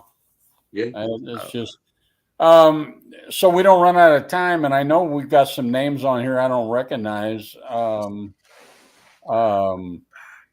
You want to talk about the terrain and the road, the trail and all that kind of stuff, or you want to go a different direction? We're about to hit the 2-hour mark. That's up to you. Do y'all want to pick the trail, answer these? We've got 2 more or 3 more good Jason questions that may open up questions, and then we'll see. Okay. I don't know, Jason, we may not be able to do that one, but I was curious about this one, considering both of y'all are at Khartoum and there being a Catholic-run leprosarium, leper colony nearby. Right. We know from one of our prior guests who went to work with U.S. Aid in Laos, working with a French father, priest, and spreading the gospel, but also working for the CIA effectively. Were any of y'all's Indige Christians, or were they all? Yeah, some of them were. My girlfriend / wife, she had been trained as a nurse by a French missionary. Wow. And converted to be a Christian, and she wore a cross and all that. Wow. So some of them were. We had the leprosarium downtown, and then there was also the hospital. I call it the Montagnard Hospital because you primarily saw yards in there, and some of us would go down every month and give blood. Oh, wow. And talk about a scary thing, because they're training all these young Montagnard girls to be nurses. And, of course, part of the training is to be able to draw blood. Man, I got scars. Still hurting for today. I've still got scars. I hate needles to this day. You'd have blood spurting everywhere, but it was for a good cause. Absolutely. Again, you love your yards, and here's children of some of your yards that have been killed or whatever, and they're now fatherless and or orphans, complete orphans, thanks to the VC. And so giving blood was a minor thing to do to help them. Was there not an orphanage also in Conto? Dr. Pat, she was the doctor. I can't remember her last name, John. I don't know if you know or not. I've seen it in print. I just knew her as Dr. Pat. I'll start looking around for that because Yeah. I've heard some men talk about going down there to visit the children. Right. And that's where Dr. Pat was. So you had the orphanage, you had the hospital, and you had the leprosarium, all three. Wow. And the leprosarium, that's, there was a lot of people with tuberculosis. Y'all are seeing ancient afflictions coming out of the old world and seeing stuff that most of us will never ever see again unless people stop taking vaccinations and all of that, not to get into that.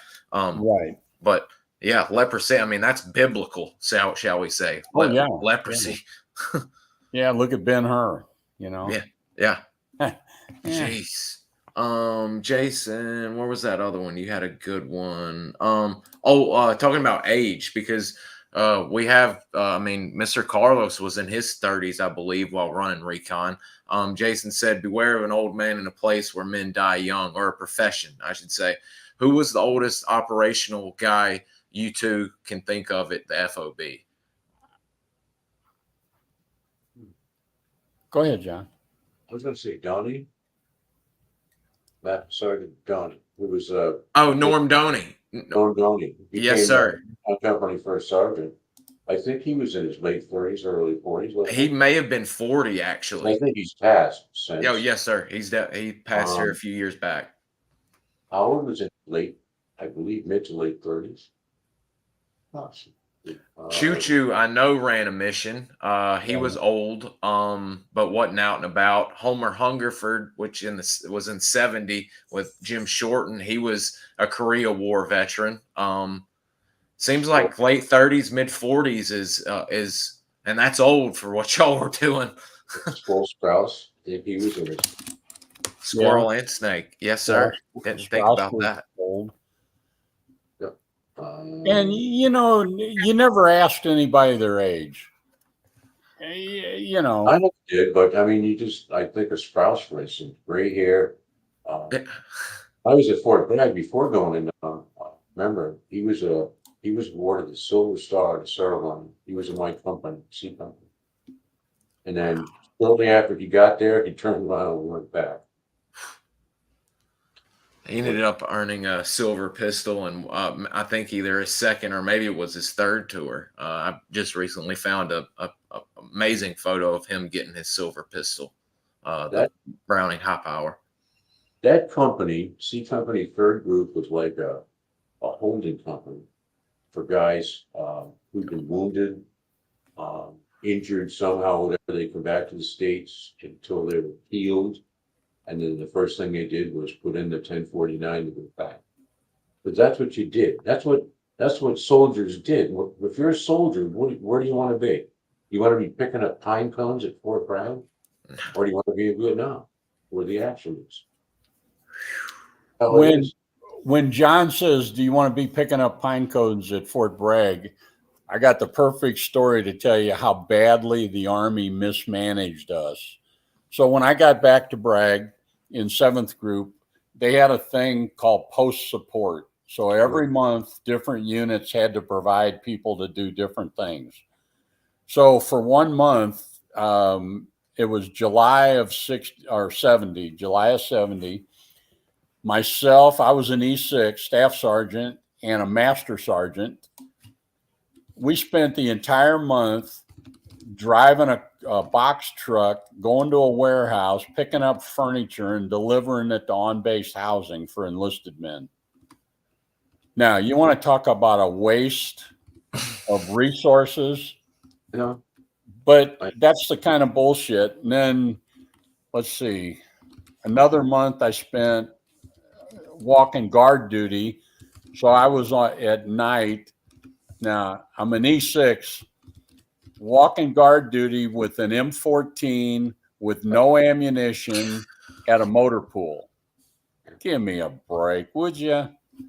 And then I spent a month out at Camp McCall as an ambulance driver, and I only had to leave Camp McCall one time, and that was in the middle of a rainstorm, and a trainee had got struck by lightning, and it went through the prick 25 that he was carrying on his back, blew him out of his boots, and they couldn't get a chopper in to pick him up, so we put him on a stretcher in the back of the 3/4-ton ambulance, and I had to drive him 45 minutes into the hospital. But that's the kind of stuff, this post support. I mean, it was just Mickey Mouse crap. I know. You know, the government has spent these millions of dollars on training us and, you know, combat experience, and that's the best they can do is put us delivering furniture. I mean, and gum and it's just nonsense. Hey, Brad, there was never like any really training going on. I mean, no honing of skills, and when there could have been, should have been, that kind of stuff. Every now and then there'd be an exercise. Like when I was in third group, we went up to the White Mountains in New Hampshire for like 6-week training. It wasn't Gobbler's Woods. It was called something else, some other thing that they did. And it was one of the few times where I was actually glad to be part of the third group at Fort Bragg, because we went up to New Hampshire and we had the local people up there were like totally with it. We hired them to be our IDAD. We hired them to be the locals that we were going to train. We had spies. We set the whole thing up, and it ended with a bunch of us were classified as prisoners, and they took us to the town square in this place in this little village in the White Mountains. And the bad guys had M60 machine guns with blanks, and they executed us on the town square. Oh my God! The people were horrified. I'm telling Oh my God! Oh my God! Jesus. And I was late about laughing when it was done, but that was a training exercise. I thoroughly enjoyed that one, because we jumped in Berlin, New Hampshire. That's where it was. Berlin, New Hampshire. Yeah, we jumped in, and the people were on the drop zone helping us grab our chutes, and it was just so much fun. But they should have been doing a lot more of that stuff, and they weren't. Yeah, that would have been a good training area too, because people don't think of New Hampshire being, is it the Granite State or something like that? Yeah, I mean they've got some great climbers up there. When I was with 10th group, we did training up there. Oh, yeah, okay. We did some good training. If you're talking about the mountains, you know, phase 2 and training group would be in the mountains in North Carolina. If anybody's ever seen the movie with Daniel Day-Lewis, Last of the Mohicans, they got that real cool waterfall. Yeah. Been there, done that. That's when we saw the movie the first time, and we watch it periodically, but because I'm into the history stuff. Yeah. But when we saw the movie the first time, I told my wife, you know, been there, done that. It's right there where we would go. And, you know, and that training was really good to get us ready for SOG, because all in mountains, you know, you're humping for however many days it was. We are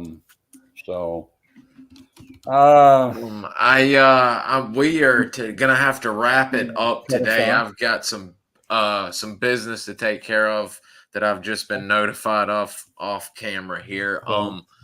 Do we didn't get into Laos. Do we want to? We've got more questions. I was just saving those and letting it flow. would y'all like to either do another question, or would y'all like to maybe talk about a specific subject next time? Well, you're the one that's got the time problem, not us. So you decide if you want to do another question or you want to cut us off. Whatever. Oh no, I mean for the next show. Oh, yeah. Hell, you know me. This is number 30 or 31. I'm good anytime. So I guess we can do what we did today, and if we don't get any more questions in, instead of me reading off questions, we'll start getting into some photos and looking at Laos and letting them see the terrain that y'all are in, since I finally gotten all the photos in. Yeah, because that seems to come up frequently, as talking about the trail and what is the definition of the Ho Chi Minh Trail. Well, it's a multi-definitional thing. And I think a lot of the pictures that I have will really bring that out, that it's because you've got it literally walking the trail, above the trail bombed, looking at the trail from in the woods. So all of those pictures are going to be great to describe what the trail was in fact looking like. And the highway, in some places it's literally a trail. I mean, just like the mission in January of 70 when we blocked the road. I mean, you can see from the aerial pictures, I mean, that was a major highway. That was the major road coming north to south, going all the way down into Cambodia. And, let's